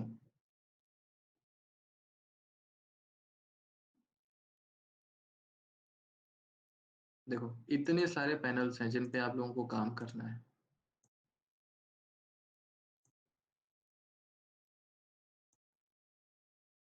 बट इनको देखकर घबराना मत, ये कुछ भी नहीं है, ये सिर्फ चीजों को अलग अलग तरीके से कैसे देखना है उसके ऑप्शंस आपके पास बता रहे हैं। ये सारे पैनल्स हैं, ठीक है। तो अब इसमें से हर एक पैनल का अपना डेडिकेटेड रोल है, आपको सिर्फ उस पैनल को समझ लेना है, बाकी सारा काम आपका अपने आप हो जाएगा, ठीक है। और एक चीज आप हमेशा याद रखना कि प्रीमियर जो सॉफ्टवेयर है वो एडिशनली आपके फाइल को एडिट नहीं करेगा, एडिट आप ही करोगे। प्रीमियर में सबसे इंपॉर्टेंट फैक्टर है कि आपको डेटा कहाँ से लेना है और कहाँ तक लेना है, और ये दोनों ही काम प्रीमियर नहीं करता, आप करते हो। प्रीमियर आपको सिर्फ टूल प्रोवाइड करेगा। एक बटन दबाओगे तो वीडियो सेलेक्ट हो जाएगी, दूसरा बटन दबाओगे तो कहाँ तक वीडियो लेना है वो आप डिफाइन कर सकते हो। बट इसके लिए भी आपके पास ही सेंस होगा, आप ही डिसाइड करोगे, आप ही उनका मतलब भी समझोगे कि मुझे कहाँ से लेना है, क्यों लेना है। वो दिमाग आपका चल रहा होगा तो आप प्रीमियर में या किसी भी सॉफ्टवेयर में अच्छा एडिट कर पाओगे, ठीक है। इसके बाद एक कुछ टर्म है जो मुझे आप लोगों को समझाना है। देखो अभी से भरना शुरू हो गया, प्रीमियर मैंने अभी ऑन ही किया है।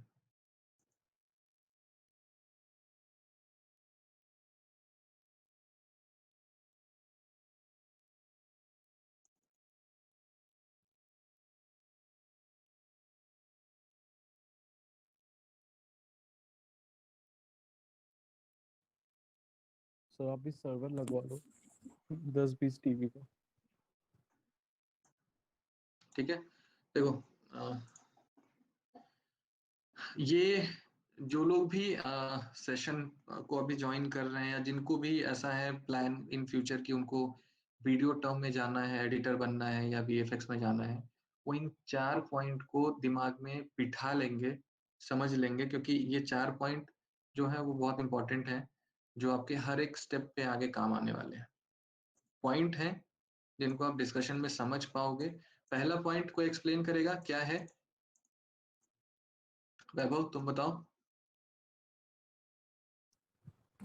Never make a cut without a positive reason. क्या समझ में आया? मतलब अननेसेसरी कट नहीं होने चाहिए कि हमने विदाउट किसी रीजन के हमने कट कर दिया है, उसका रीजन होना चाहिए। ठीक है, इन 4 पॉइंट को आप नोट डाउन कर लेना।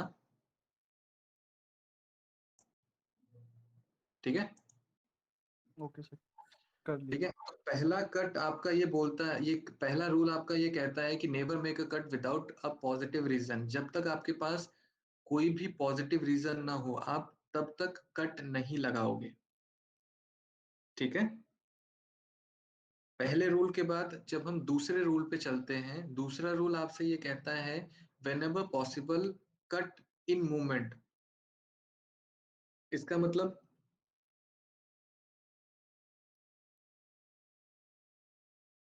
सर मैच ऑन एक्शन, हम्म?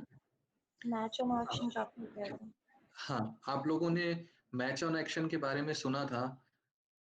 अब वो सिचुएशन यहाँ आएगी जब भी पॉसिबल हो। आपको पहला रीजन तो कहता है कि जब तक पॉजिटिव रीजन नहीं है कट ही मत लगाओ। लेकिन मान लो आपके पास पॉजिटिव रीजन आ गया, अब आपको कट लगाना है, तो अब आप देखोगे कि वो कौन सी सिचुएशन है जहां पे आपको कोई भी मूवमेंट ऐसी मिल रही है जहां पे मोशन हो रहा है। मतलब कि अभी मेरे को बाहर की तरफ जाना है, मैं अपने केबिन में बैठा हूँ और मुझे बाहर निकलना है, तो मैं तब कट नहीं लगाऊंगा जब मैं सिंपल चेयर पे बैठा हुआ हूँ। मैं कट तब लगाऊंगा जब मैं चेयर से उठ रहा हूँ या मैं चल रहा हूँ।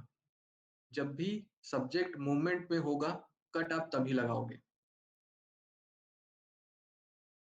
ठीक है, दूसरा पॉइंट भी क्लियर है। Yes sir. उसके बाद तीसरा पॉइंट है all scenes should begin and and with continuity action. Continuity action भी समझ रहे हो आप लोग? कॉन्टिन्यूटी एक्शन का मतलब कि जब आप कोई भी चीज शुरू कर रहे हो, बिगिन एंड एंड का मतलब यह है कि जब सपोज आपका पूरा शॉट ये है कि मैं यहाँ से अपने कमरे से निकलकर मैं बालकनी में जाता हूँ, बालकनी में मैंने देखा नीचे कोई पर्सन है, और वापस मैं घबरा कर अपने वॉशरूम में चला जाता हूँ।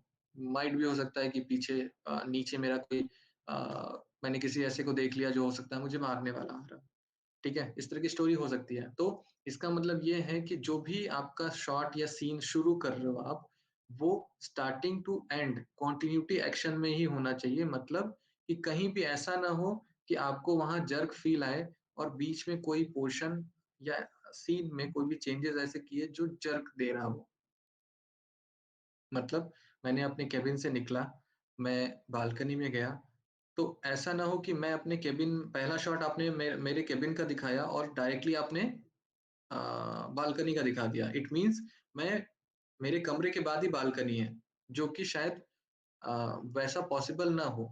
तो मैं अपने कमरे से निकलूंगा, मैं हो सकता है ड्राइंग रूम में जाऊंगा, ड्राइंग रूम के बाद हो सकता है कि वहां पे बालकनी हो, और फिर मैं बालकनी में जाऊंगा। तो ये आपकी कॉन्टिन्यूटी एक्शन होगा कि मैं पहले, आप दिखाओगे कि मैं अपने केबिन से निकला, बालकनी ड्राइंग रूम में गया, ड्राइंग रूम के बाद फिर मैं बालकनी में गया, और फिर मैंने वहां देखा, और वापस से चलते हुए ड्राइंग रूम, ड्राइंग रूम के बाद अपना बेडरूम, बेडरूम में मैं वॉशरूम में गया। तो कॉन्टिन्यूटी एक्शन आपको ये बताता है कि बीच में आप कभी भी, जो भी आपके लाइव इन्वायरमेंट की लोकेशन है, उनमें कभी भी कोई स्पेस को गायब नहीं कर दोगे। जैसे आप कॉमिक्स देखते हो, स्टेप बाय स्टेप पे चीजें होती हैं, वैसे ही हम जब एडिट करते हैं तो भी हम स्टेप बाय स्टेप चीजों को दिखाएंगे। क्लियर है? Yes sir. अब चौथा कट है cut for proper values rather than proper matches. इसका मतलब सर वही फर्स्ट वाले पॉइंट से थोड़ा रिलेट कर रहा है कि हमने रूल्स तो हमने सारे सीख लिए, पर इसका ये मतलब नहीं है कि हमने रूल्स देखे ये कट है तो हम उसको कट कर देंगे, उसकी कोई वैल्यू भी होनी चाहिए उसके पीछे। देखो, दो सिचुएशंस आपके पास मिलेंगी आपको। जैसे आप लोगों ने मैच कट के बारे में सुना, मैच कट आपको मिल रहा है कहीं, बहुत अच्छे तरीके से मैच हो रहा है, बट वहां कोई रीजन नहीं है कट लगाने का। तो आप हमेशा पहले वाले जो रूल है उसको ही ध्यान में रखना कि आपके पास हर एक कट का पॉजिटिव रीजन होना चाहिए। ठीक है? तो चौथा वाला जो रूल है वो इनडायरेक्टली रिलेट कर रहा है आपके पहले वाले रूल से कि जब तक आपको कोई भी प्रॉपर वैल्यू नहीं मिल रहा कट लगाने का, तब तक आप सिर्फ इसलिए कट लगाओ कि वो मैच हो रहा है, ऐसा आप नहीं करोगे। ठीक है? Yes sir. इन 4 रूल्स को जब भी आप एडिट करोगे, जब भी आप कोई भी चीज बनाते टाइम पर, इन 4 रूल्स को ध्यान में रख कर ही करोगे। और ना हो तो कोई स्टिकी नोट लगा लेना, कुछ लगा लेना, जिसके थ्रू आप इन सारी चीजों को माइंड में रख पाओ। रटना मत, रटने वाली चीज नहीं है। Yes sir. ठीक है? वापस से प्रीमियर पे आ जाते हैं। अब सबसे पहले किसी भी सॉफ्टवेयर को जब आप शुरू करते हो तो सबसे इम्पोर्टेंट है कि आपके पास जो वर्क स्पेस है, वर्क स्पेस का मतलब जो भी आपके सामने स्पेस है उसका यूटिलाइजेशन कैसे होता है, उसको कैसे आप समझोगे। क्योंकि अगर आपने इस वर्क स्पेस को ही नहीं समझा तो आप किसी भी सॉफ्टवेयर में प्रॉपर तरीके से काम नहीं कर पाते, चाहे वो फोटोशॉप हो, प्रीमियर हो, या 3ds मैक्स, या कोई माया जैसा सॉफ्टवेयर आप कर रहे हो। ठीक है? तो अब सबसे पहले आपके पास मल्टीपल विंडो हैं। सबसे पहले हम आते हैं प्रोजेक्ट पैनल में। प्रोजेक्ट पैनल का अपना जो डेडिकेटेड रोल है, जितने भी आप इसमें जो भी फाइल यूज़ करोगे, जिनके थ्रू आप अपना कोई वीडियो बनाना चाहते हो, इमेजेस हो, वीडियोज़ हो, सॉन्ग हो, MP3 या जिस तरह के भी डेटा हो, वो सारा डेटा आप यहाँ इम्पोर्ट करते हो। ठीक है? ये पैनल सिर्फ डेटा को या आपकी फाइल्स को इंपोर्ट करने के लिए बना है, इसके अलावा इसका कोई तीसरा चौथा रोल नहीं है। मैंने इस स्पेस पे डबल क्लिक किया, एक पैनल आपके पास ओपन हो जाएगा जहां आपके पास फाइल्स होंगी। जो भी फाइल आपको लेनी है आप उसको सेलेक्ट करो और ओपन करो। फाइल आपकी इंपोर्ट हो गई। ठीक है? अब ये जो प्रोसेस है ये मल्टीपल वे में है। आपने राइट क्लिक किया, यहाँ ऑप्शन है आपके पास इंपोर्ट का, आप फाइल में आए, यहाँ पे ऑप्शन है आपके पास इंपोर्ट का। ठीक है? आपने शॉर्टकट कंट्रोल आई प्रेस किया, इंपोर्ट ऑप्शन आ गया। उसके बाद आपको कुछ भी नहीं करना, ये भी समझ नहीं आता तो आप जस्ट कोई भी फाइल उठाना, जैसे ये मेरे पास फाइल है, आपको ये फाइल चाहिए, उठाया और ड्रैग कर लिया, इंपोर्ट हो गया। ठीक है? क्लियर है? Yes sir. तो ये मल्टीपल वे हैं फाइल्स को इंपोर्ट करने के। अब दूसरा आपका जो डाउट होगा कि हम कौन-कौन सी फाइल को इंपोर्ट कर सकते हैं, कौन से फाइल फॉर्मेट होंगे, जस्ट आप इस पे डबल क्लिक करो। ये सारे के सारे सपोर्टिव फाइल्स हैं जो ये प्रीमियर आपका सपोर्ट करता है।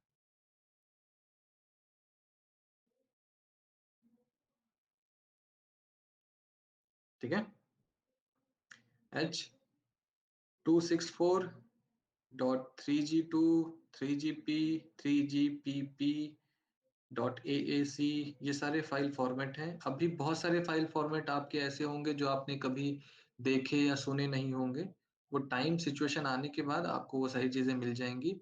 दूसरा एक और बेनिफिट आपके इस प्रीमियर का है कि जितने भी एडोब के सॉफ्टवेयर हैं वो सारे के सारे फाइल फॉर्मेट को सपोर्ट करता है, डायरेक्टली फाइल को भी सपोर्ट करता है। मतलब प्रीमियर की फाइल, आफ्टर इफेक्ट की फाइल आपको लेकर आनी है प्रीमियर में तो भी आ जाएगी। फोटोशॉप की फाइल अगर आपको लेकर आनी है डायरेक्टली इंपोर्ट कर सकते हो। इलस्ट्रेटर की फाइल लेकर आनी है तो भी डायरेक्टली इंपोर्ट कर सकते हो। वो वैसे ही इंपोर्ट होगी जैसे आपने प्रीमियर या इलस्ट्रेटर में जिस ऑर्डर में बनाया होगा, उसी ऑर्डर में यहाँ भी फाइल आपकी इंपोर्ट हो जाएगी। क्लियर? Yes sir.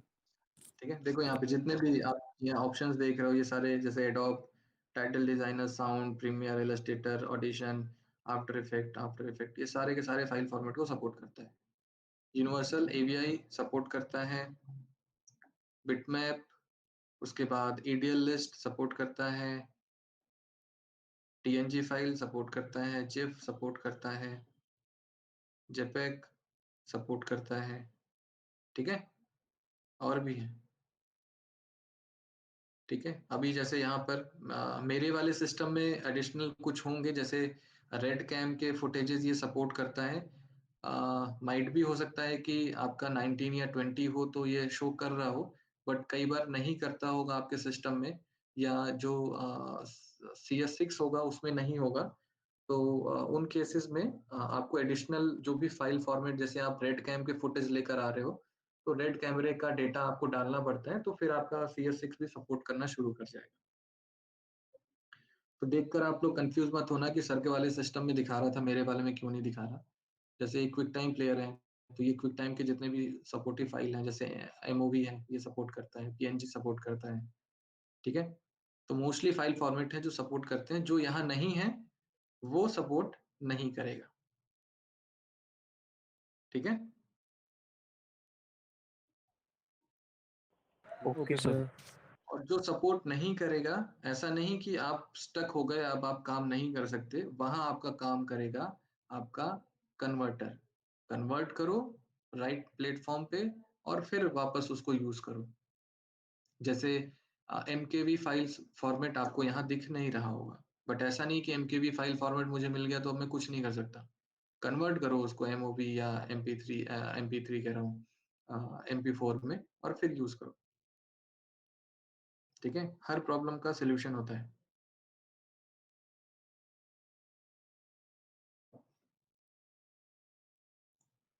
ठीक है, तो ये कंफ्यूजन क्लियर कि ये कौन कौन से फाइल फॉर्मेट को सपोर्ट करेगा। Yes sir. Yes sir. ठीक है, इन केस जब आपका एग्जाम होगा तो इसको एक बार स्टडी कर लेना, क्योंकि वो अचानक से कहीं से भी पूछ पूछ लेगा आपसे कि .RLE फाइल फॉर्मेट सपोर्ट करता है या नहीं करता है। अब आप कंफ्यूज रहोगे कि मैंने तो कभी सुना ही नहीं है, तो इसको एक बार आप स्टडी कर लेना जब आपका एग्जाम होगा तब। ठीक है, क्योंकि कुछ क्वेश्चंस उनके बड़े इलॉजिकल होते हैं, उसके लिए आपको मतलब एक एक लाइन जब तक आप पढ़ोगे नहीं तब तक आप उनके आंसर्स को जवाब नहीं दे पाओगे। ठीक है, उसके बाद इंपोर्ट करने का प्रोसेस आपने देख लिया। एक चीज और है जो आपको समझनी है, उसके लिए मुझे कुछ डेटा बनाना पड़ेगा। मैंने सपोज सर यहाँ से यहाँ तक डेटा कॉपी किया, मैंने एक टेस्ट फोल्डर बना दिया। सर ओम शायद पूछ रहा है कि आपका कोई फेवरेबल कन्वर्टर है, ऐसे ही शायद जिसका कुछ। फॉर्मेट फैक्ट्री है मेरे सिस्टम में, मोस्टली इजी है, समझाना भी इजी रहता है और कन्वर्ट हो जाता है, तो मैंने वो डाल रखा है।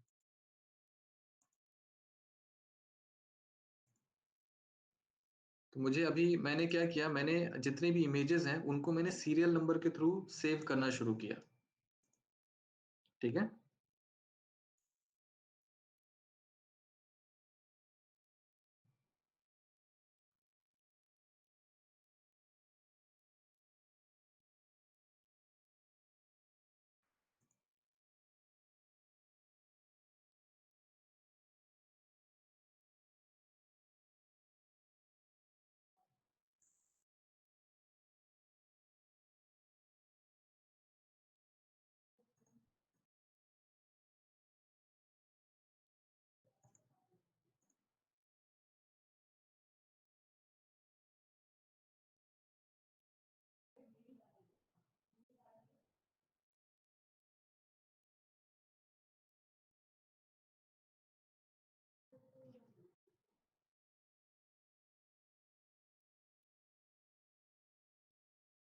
आप लोग अभी सोच रहे होंगे कि अभी ये सारी चीजें हम क्यों कर रहे हैं।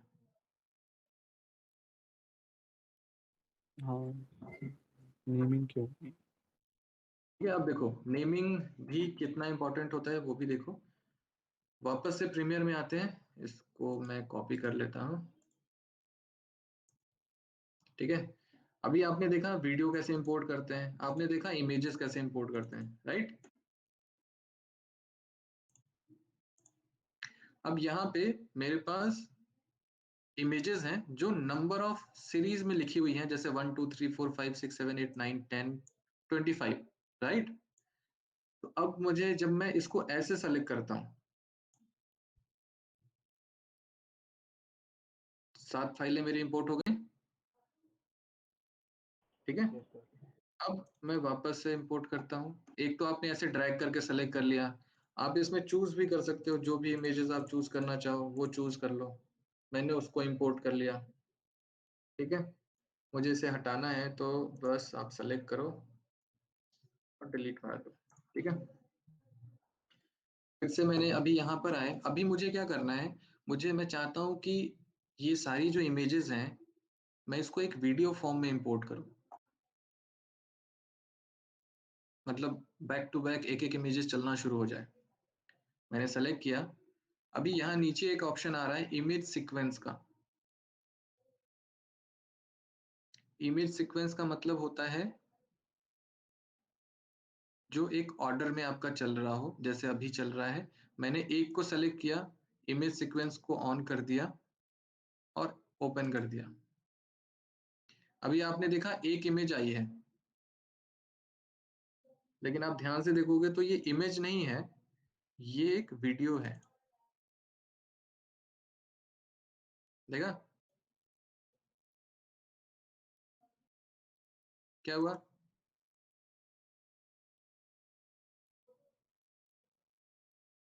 समझ आया कुछ? Yes sir. अब देखो यहाँ अलग है, यहाँ अलग, यहाँ अलग, यहाँ अलग, यहाँ अलग,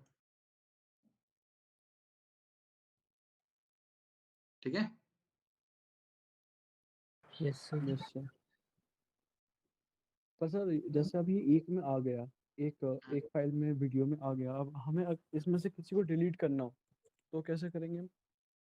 इसमें से डिलीट अगर आपको करना होगा तो उसके लिए फिर आप के पास यहाँ ऑप्शंस हैं अवेलेबल कि आपको पूरे वीडियो में से कौन सा डेटा लेना है, कौन सा डेटा नहीं लेना। वो ऑप्शंस ही तो आप सीखने के बाद एडिटिंग करना शुरू करोगे, तो आप पूरे वीडियो में से कोई भी डेटा निकाल सकते हो। उस पे आएंगे ये टूल्स, ये बटन्स जो हैं ये बताने हैं, ये बताऊंगा तो आप जान जाओगे कि कैसे निकालेंगे, ठीक है। लेकिन जो दूसरा मुझे समझाना था, मुझे ये नहीं समझाना था।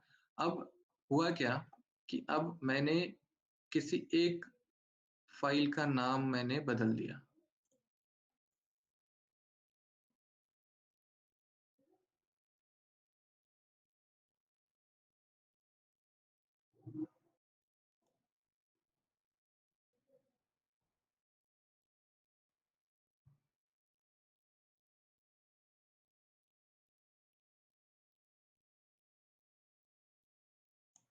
ठीक है। नहीं आ रहा कुछ भी। वापस से जब मैं इंपोर्ट करता हूँ, फिर से इंपोर्ट हुआ, इसमें देखें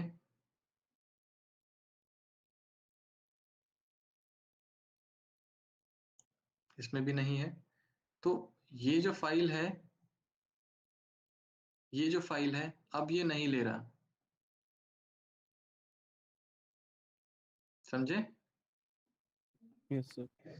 मतलब अगर मेरे नंबर ऑफ सीरीज जो नंबर्स मेरे चल रहे हैं इनमें कोई भी चेंजेस होंगे तो वो उस फाइल को जज नहीं कर पा रहा कि इसमें क्या है, क्योंकि इसे चाहिए नंबर 1 2 3 4 5 6 या किसी ऑर्डर में।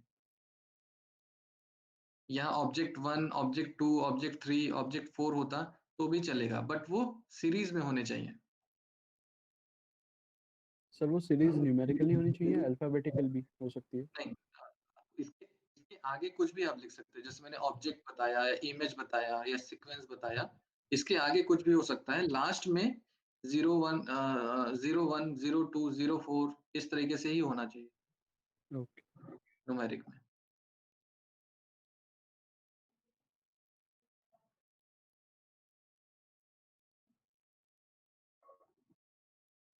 ठीक है, वापस से मैं इसे हटाता हूँ। ठीक है, तो अब आप ये भी समझ गए कि सीक्वेंस पे क्या होता है। मैंने आप लोगों को पहले भी बताया था शायद कि जब आप किसी भी फाइल पे काम करते हो, फोटोशॉप में जब आप किसी फाइल पे काम करते हो, मैंने इस फाइल को उठाया या इस फाइल को उठाया, तो ये डायरेक्टली फोटोशॉप में इंपोर्ट हो जाती है। तो ये इमेज जितनी भी हैवी होगी वो उतना आपका फोटोशॉप भी हैवी हो चुका होगा। देखा होगा आपने कई बार कैश मेमोरी भर जाती है आप लोगों के सिस्टम की, देखा है क्रैश हाँ सर, देखा है कई ना? बार बहुत लेकिन ज़्यादा हाँ लैगी हो ये जाता है।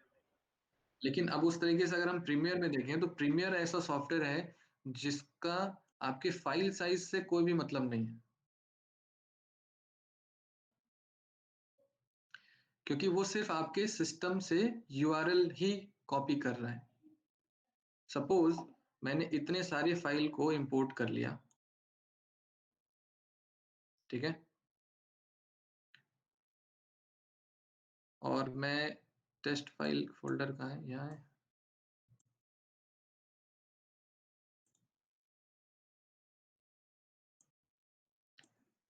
ठीक है।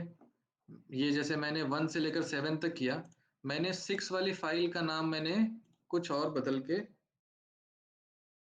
रख दिया। अब यहाँ देखो एक एरर आ गया, ठीक है। एरर क्या कह रहा है, यहाँ पे आपका एरर मैसेज आया लिंक मीडिया का, missing media for these clips में कौन से हैं, 6 नंबर की। 6 नंबर कहाँ है, यहाँ तो है नहीं, 6 नंबर चला गया यहाँ पे। तो प्रीमियर आपसे कह रहा है कि मुझे 6 नंबर की फाइल जो आपने इंपोर्ट की थी अब नहीं मिल रही, ठीक है। तो इसका मतलब आप लोगों को समझ में आया कि ये सिर्फ आपके फाइल का एड्रेस ही लेता है, फाइल में क्या है क्या नहीं है उससे इसको कोई भी मतलब नहीं है। फाइल कितनी बड़ी है कितनी छोटी है, वो सिर्फ एड्रेस पे ही आपके सिस्टम से डेटा को निकालता है। एड्रेस चेंज हुआ, फाइल नहीं मिलेगी।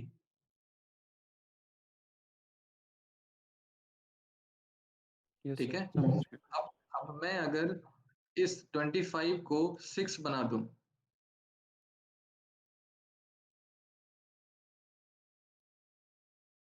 ठीक है, और फिर लोकेट करा दूं,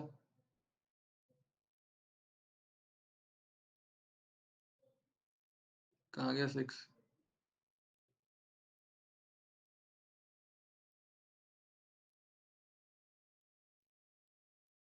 एरर खत्म, ठीक है।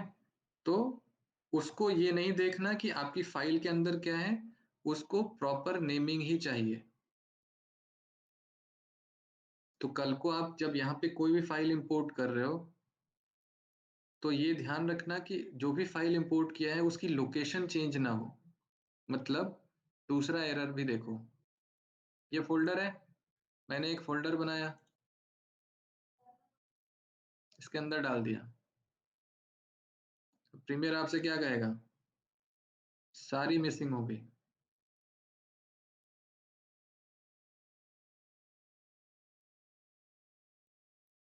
अब ये सारी मिसिंग क्यों दिखा रहा है, सर क्योंकि उसको डायरेक्ट फाइल चाहिए भी, फोल्डर से रीड नहीं कर सकता ऐसा। नहीं नहीं, फोल्डर की बात नहीं है। देखो अभी क्या है, आपने जो फाइल दी थी वो थी सी ड्राइव में, यूजर शिवा डेस्कटॉप और टेस्ट फोल्डर के अंदर फाइल थी। अब वो वही खोज रहा है। अब अगर हम देखें तो हमारा क्या डेस्कटॉप के बाद टेस्ट फोल्डर है, हमारा ये डेस्कटॉप है लेकिन डेस्कटॉप पे कोई भी टेस्ट फोल्डर नहीं है। टेस्ट फोल्डर कहाँ है, न्यू फोल्डर 3 के अंदर ये टेस्ट फोल्डर है। तो आप कभी भी फाइल इंपोर्ट कर रहे हो, उसका अगर यूआरएल चेंज होता है, यहाँ तक कि सिंगल डॉट भी लगा दोगे, आपको समझ में आ रहा है, बट ये आपका सिस्टम कभी भी नहीं समझेगा कि आपने ये फाइल कहाँ रखी है। हो सकता है आपको आप अवेयर हो कि मेरा जो फोल्डर है वो इसके अंदर ही तो है, ये यहाँ से क्यों नहीं ले ले रहा, बट ये नहीं लेगा ऐसे। आपको प्रॉपर असाइन करना पड़ेगा। लोकेट पे जाओगे, वापस से उस फ़ोल्डर का नाम दोगे। टेस्ट था ना? नहीं, फ़ोल्डर 3 टेस्ट।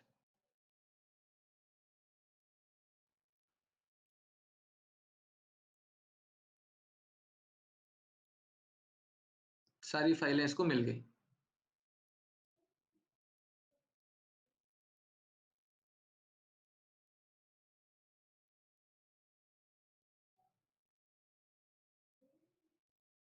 ठीक है? Yes sir. क्या समझ में आया अभी? सर नेमिंग बहुत इम्पोर्टेंट होती है प्रीमियर में, तो खासकर अगर एक डॉट का भी डिफरेंस आ गया तो वो एक्सेप्ट नहीं करेगा। वो मतलब आपके सामने होगी, आपको पता होगा कि हाँ यही है, बट वो नहीं लेगा। वो उसको सर वही चाहिए। एग्जाम्पल डॉट तो क्या? आपने सर बहुत बोल दिया। एग्जाम्पल ये बढ़िया था कि वो फोल्डर के अंदर ही तो फोल्डर था, पर वो उस फोल्डर को भी नहीं मान रहा था।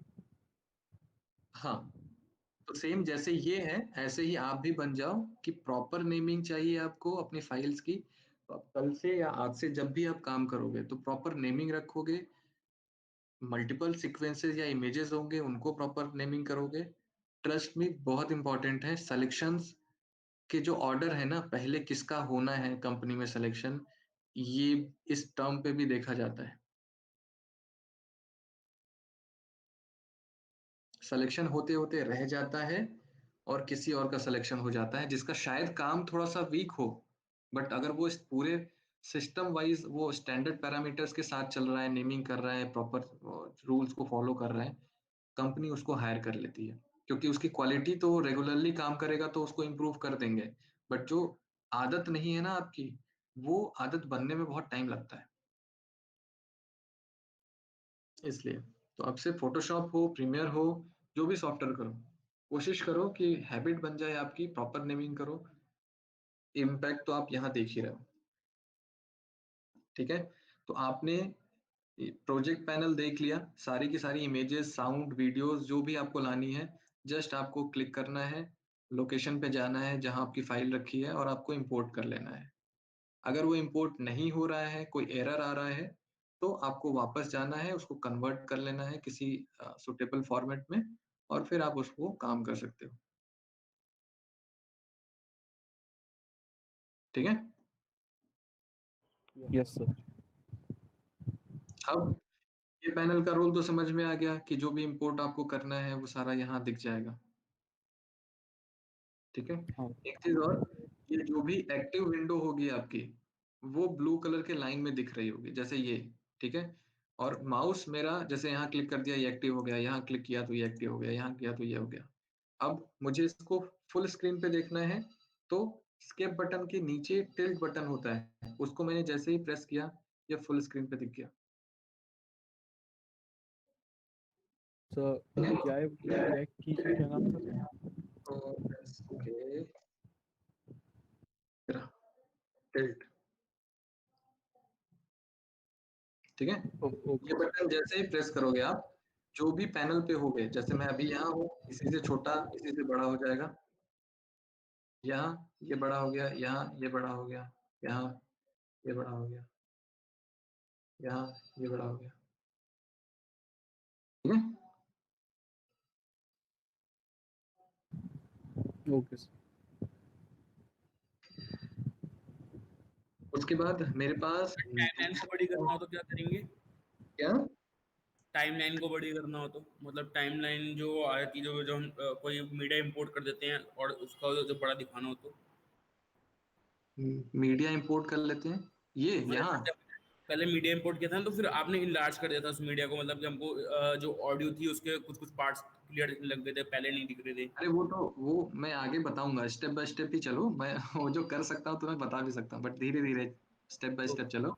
देखो आप लोग, देखो जो भी प्रीमियर की चीजें वो सारी मुझे बतानी है, और सबका स्ट्रक्चर मेरे पास है कि मुझे पहले दिन क्या बताना है, दूसरे दिन क्या बताना है, तीसरे दिन क्या बताना है।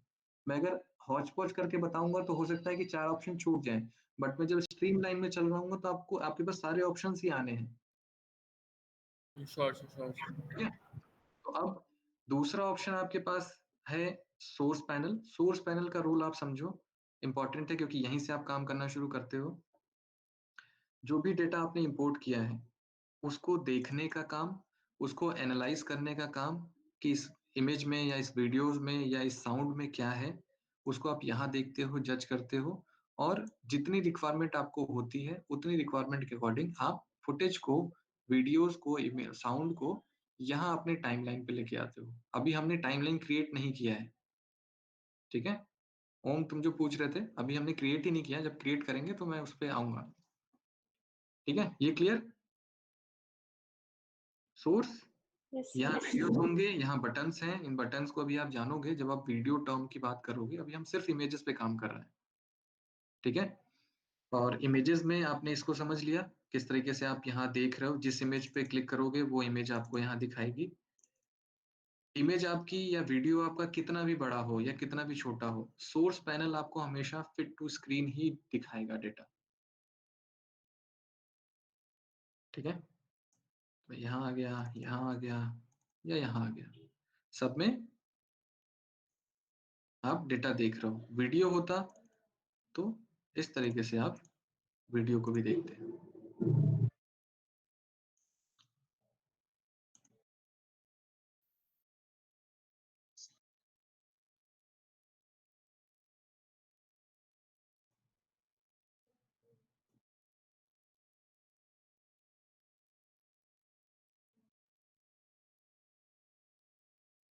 आप लोगों को ऑडियो आ रहा है? No sir. नहीं सर।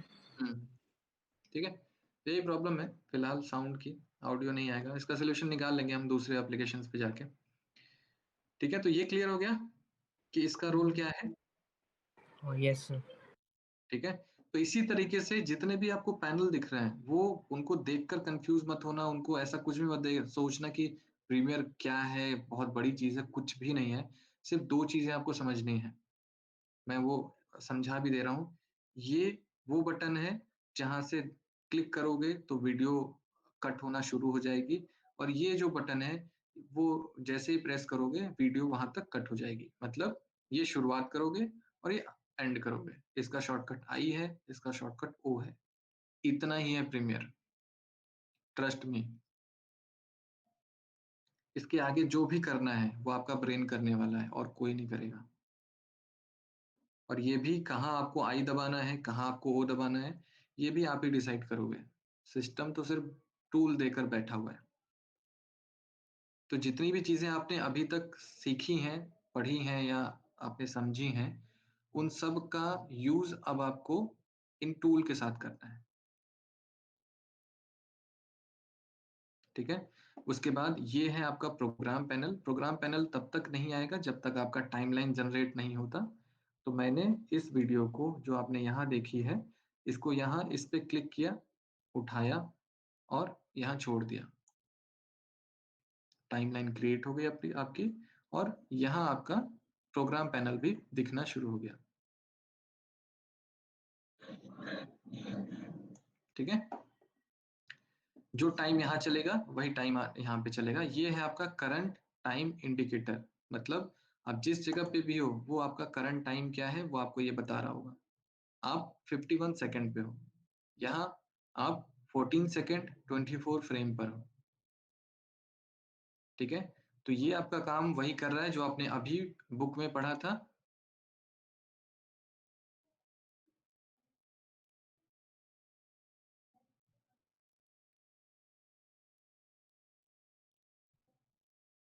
ये, ठीक है? अब वापस से मैं जब इस पे कंट्रोल के साथ क्लिक करता हूं इस नंबर पे, तो अब ये देखो किस में आ गया, फीट एंड फ्रेम्स में। ये वापस फीट एंड फ्रेम, ये सिर्फ फ्रेम में आ गया, और वापस क्लिक करूंगा तो अब आ गया आर, मिनट, सेकंड और फ्रेम्स में। ये क्लियर है? हाँ सर, एक ऑप्शन पूछना, जैसे एक फ्रेम से दूसरे फ्रेम पे जाने के लिए कोई है ऑप्शन? हाँ, एरो है आपका, ये देखो एरो जा रहा है, हम्म, हम्म, आपका एरो बटन है, उसके थ्रू कर सकते हो। आपका जैसे यहाँ कौन एक से वाला एरो जो है ये वाला। ठीक है ठीक है। एरो, आपके सिस्टम में तो एक ही एरो है, लेफ्ट राइट अप हाँ एंड सर, डाउन। हाँ सर दिखे दिखे। तो लेफ्ट राइट वाला बटन दबा देना, ठीक ठीक है। है। या यहाँ बटन आपके पास है स्टेप फॉरवर्ड 1 फ्रेम, क्लिक करो, वापस क्लिक करो, पीछे जा रहा है। यहाँ भी ऑप्शन है, क्लिक करो, क्लिक करोगे पीछे जाएगा, ओके सर। ठीक है। क्लियर है? कोई सर एक एडिशनल? चीज पूछ रही थी सर, ये जो दोनों पैनल में वीडियो है उसमें फर्क क्या है सर? मतलब इधर भी वही है, इधर भी वही है? हाँ सर, नहीं नहीं, दोनों अलग है या फर्क सेम है? देखो, फर्क अभी नहीं है, फर्क तब होगा जब आप इस पे काम करोगे। अभी तो मैंने डायरेक्टली इस वीडियो, इसकी पूरी वीडियो को उठाया और यहाँ रख लिया, तो अभी फर्क नहीं आएगा। फर्क हम जब बनाएंगे, इसमें चेंजेस करेंगे, तब आपको ये फर्क दिखेगा। प्रोग्राम पैनल होता है वो जो आपके टाइमलाइन पे है, और सोर्स पैनल वो है जो आपकी फुटेज है। दोनों में और अंतर मतलब समझे? कि सर जो ये लेफ्ट वाला है वो ओरिजिनल है, फिर जो राइट वाला वहाँ पे एडिटेड होएगा? हाँ, एडिटेड हो सकता है जब हम करेंगे। अभी तो हमने कुछ किया ही नहीं, इसलिए आपको ओरिजिनल लग रहा है। हम इसको छोटा कर सकते हैं, बड़ा कर सकते हैं, इसमें अपनी इमेजेस को भी ड्रैग एंड ड्रॉप कर सकते हैं। चलो हमने यहाँ इमेज दिखा दी, तो अब क्या होगा, यहाँ चलते चलते इमेज दिखना शुरू हो जाएगा, ठीक है। Okay sir. तो अभी तो जस्ट उठाकर रखा ही है, कोई चेंजेस नहीं किया, इसलिए आपको ओरिजिनल ही लग रहा है। ये आपका जो पैनल है, ये आपका एडिटेड पैनल होगा, जो आपका फाइनल आउटकम दिखा रहा है, जो आपने टाइमलाइन में कर दिया है। मैंने छोटा कर दिया, अब तो चेंजेस दिख रहे हैं।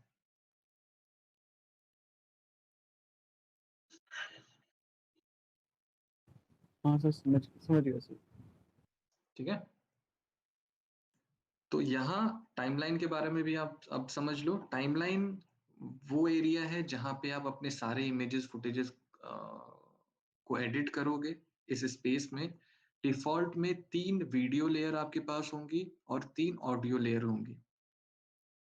डिफॉल्ट में मैक्सिमम 99 वीडियो लेयर्स को आप ला सकते हो, और मैक्सिमम 99 ऑडियो लेयर्स को आप यहाँ ला सकते हो। लाने का मतलब आपके पास 3 लेयर हैं, जैसे फोटोशॉप में लेयर का यूज करते हो, सेम वैसे ही यहाँ भी यूज करते हो।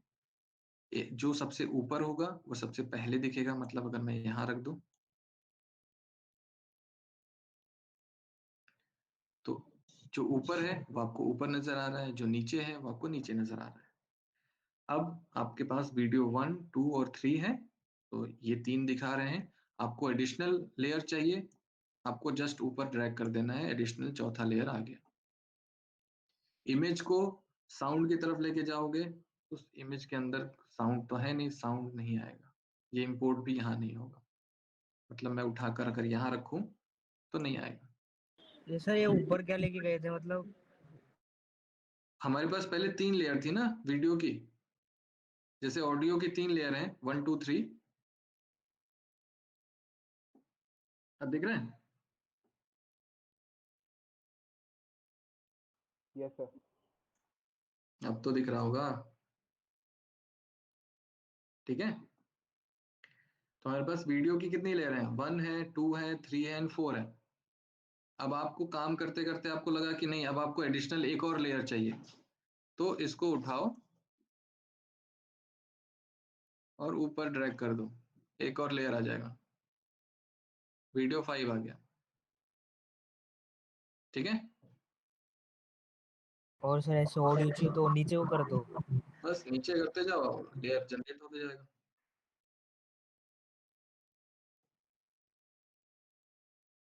ठीक है, ठीक है सर। तो अब होमवर्क करना है इसमें कुछ। कर सर सकते अभी हैं देखो जैसे। आपने वो जूम किया, अच्छा तो आपने वो वाला बटन दबा के कर दिया, ये तो आसान में आ गया, इतना आसान में आ गया।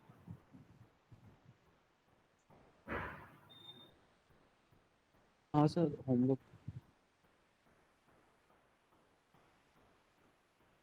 ठीक है, तो अब क्या लगता है, जितना भी बताया उस पे होमवर्क हो सकता है? और आप हाँ, दोगे तो सब कुछ हो सकता है। अरे सर तो दे देंगे, डिपेंड करता है सर दे क्या रहे हैं। नहीं नहीं, सर जी ऐसा कुछ डिपेंड। नहीं देंगे, ठीक है। जो भी दूंगा इंटरेस्टिंग होगा, मजा आएगा तुम लोगों को करने में। आप लोगों को क्या करना है, आप लोगों को कोई भी एक ऐसा सॉन्ग लेना है, कोशिश करना पहले कोई भी एक स्लो सॉन्ग लेना कोई भी, ठीक है। स्लो सॉन्ग और जिसमें कुछ मीनिंग निकल रहा हो, एक ही पैटर्न एक ही थीम पे ना हो। जैसे मैं एग्जांपल दिखाता हूँ। खैरियत ले ले सर, आजकल चल रहा है ट्रेंडिंग में। आप लोग अपने पसंद से ले लेना। सॉन्ग थोड़ा कम सुनता हूँ, मुझे ज्यादा कुछ पता नहीं है। सर मैं भी नहीं सुनता हूँ, मैं तो बस जब सुनना होता है तब सुनता हूँ। वैसे सर मैंने एक चीज नोटिस करी है, आपने जब कहा था ना कि वीडियोस देखा करो, उसके बाद मैंने एक चीज नोटिस करी कि बॉलीवुड जो सॉन्ग्स होते हैं उनकी जो वीडियो होती है, और जो हम्म। हॉलीवुड सॉन्ग्स होते हैं, बॉलीवुड सॉन्ग्स में थोड़ा वो बेस बनाते हैं, जो गाना गा रहे हैं उसका कुछ ना कुछ कनेक्शन, पर वो जो हॉलीवुड होते हैं उनमें लिरिक्स होते हैं पर उसका कुछ मैच नहीं होता। देखो क्योंकि जो आप सॉन्ग सुनते हो बॉलीवुड में सॉन्ग मूवीज के बीच में होता है। बॉलीवुड में मेनली कमर्शियल सॉन्ग्स होते हैं ना, और और हॉलीवुड में कमर्शियल्स होते नहीं है, मतलब हॉलीवुड होते हैं में मतलब। हॉलीवुड में मूवीज के अंदर सॉन्ग नहीं होता जो कनेक्शन बिठाएं या स्टोरी दिखाएं। वो पॉप म्यूजिक्स हैं, अलग अलग थीम पे कॉन्सेप्ट्स पे हैं, होते उसमें भी हैं, बट वो थोड़े इन डेप्थ में होते हैं, जो आपको मीनिंगफुल वाले मिलेंगे। सब या वहाँ का तो बैकग्राउंड में बस रहते हैं बस। क्या चीज? वहाँ हॉलीवुड में मेनली होता है ना कि कोई भी सीक्वेंस चल रहा है और उसके बैकग्राउंड में वो म्यूजिक बज रहा है, तो उसका उतना सेंस नहीं रह जाता उस गाने का। नहीं नहीं, कोई भी ऐसा नहीं होता जो मतलब आप जिस प्लेटफॉर्म पे देख रहे हो बॉलीवुड या हॉलीवुड, सेंस हर एक सॉन्ग में ही होगा। सेंस डिपेंड करता है कि वो हम उस सेंस तक पहुंच पा रहे हैं या नहीं पहुंच पा रहे हैं, क्योंकि जिस हाँ तो प्लेटफॉर्म जैसे बॉलीवुड में जितना वो सॉन्ग प्लस मूवी का क्रेज होता है, हॉलीवुड में नहीं होता ना कि आ भी जाए तो कोई इतना फर्क नहीं पड़ता। तो वही डिफरेंस मैं बता रहा हूँ, जो आप बॉलीवुड में सॉन्ग देखते हो वो मूवी के बीच का पार्ट होता है। तो उसको स्टोरी टेलिंग बनाना पड़ता है, उनको उनको कॉन्सेप्ट रिलेट करना पड़ता है कि अच्छा इसके पहले जो लड़की है उसका ब्रेकअप हुआ है, तो अब वो सैड सॉन्ग गा रही है, तो वो वापस से वही रिकॉल करेगी पुराने टाइम में क्या हुआ था। बट हम जब हॉलीवुड सॉन्ग देख रहे होते हैं, तो वो एक एक एल्बम है। उस एल्बम में उसके पीछे कोई स्टोरी या बेस नहीं है। हाँ, पर्टिकुलर उस सॉन्ग का कोई स्टोरी हो तो अलग बात है। नहीं तो पॉप म्यूजिक्स हैं, रैंडम कुछ कॉन्सेप्ट से रिलेटेड उन्होंने कुछ वीडियो क्लिप्स बनाई हैं, दिखाई हैं, और बस उन्होंने दिखा दिया, तो वो सॉन्ग में होगा। बट मूवीज में डेफिनेटली स्टोरी टेलिंग टेक्निक्स उनकी बड़ी अच्छी होती हैं, वहां से बहुत सारी चीजें देखने को मिल जाएंगी। मैं आपको कुछ दिखा रहा था, एग्जाम्पल मैं दिखा दे रहा हूँ मैं क्या एक्सपेक्ट कर रहा हूँ। आप लोगों को ये दिख रहा है? साउंड नहीं आ रहा होगा ना? हाँ सर, साउंड नहीं आ रहा, वैसे शोर है। ठीक है, मैं इसका कोई जुगाड़ निकालता हूँ, ऑनलाइन कहीं देखता हूँ मैं। 1 मिनट देना ना।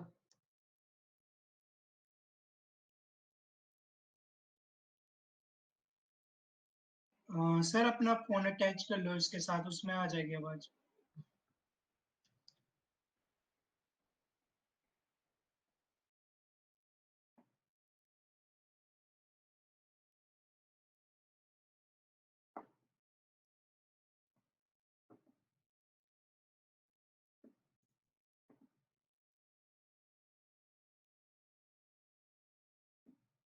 सबका हर एक प्रॉब्लम का सोल्यूशन होता है।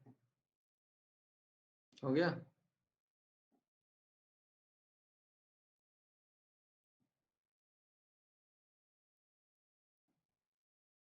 अब दे रहा है साउंड, आपको आ रहा है?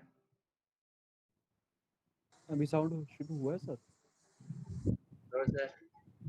हम्म? नहीं सर। अभी भी नहीं आ रहा? नो।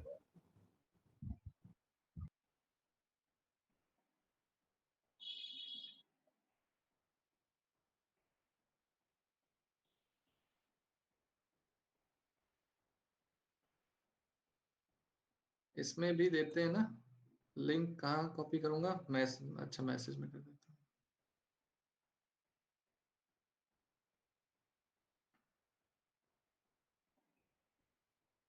प्ले करो।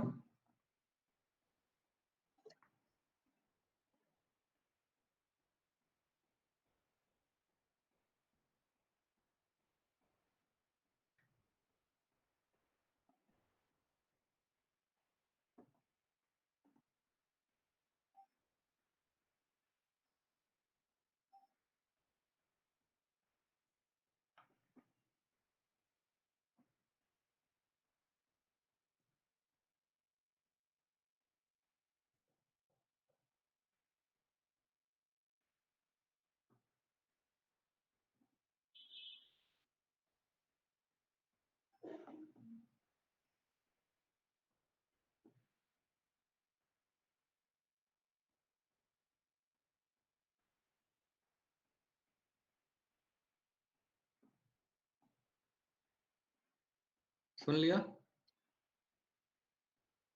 Yes sir. हाँ यस सर। हाँ सर। तो कुछ चीजें समझ में आई कि क्या है वो? हाँ सर, वो अलग अलग फोटोज लेके फिर उस हाँ सर, वो सॉन्ग के सॉन्ग्स के हिसाब साथ से रिदम मैच सॉन्ग से करता सर है सॉन्ग के हिसाब कनेक्ट करवा कंबाइन रहा होती है है। उसके थ्रू, इमेजेस के थ्रू। बट इम्पोर्टेंट क्या था उसमें इस पूरे? रिदम और कंटिन्यूटी। ठीक है, इसमें सबसे इम्पोर्टेंट ये है कि इमेजेस जो हैं वो आपके लिरिक्स को फॉलो कर रही हैं, वो जस्टिफाई कर रही हैं जहाँ पे वो लगी हुई हैं। आपको म्यूजिक के टर्म को समझना है, म्यूजिक के अप एंड डाउन को समझना है, बीट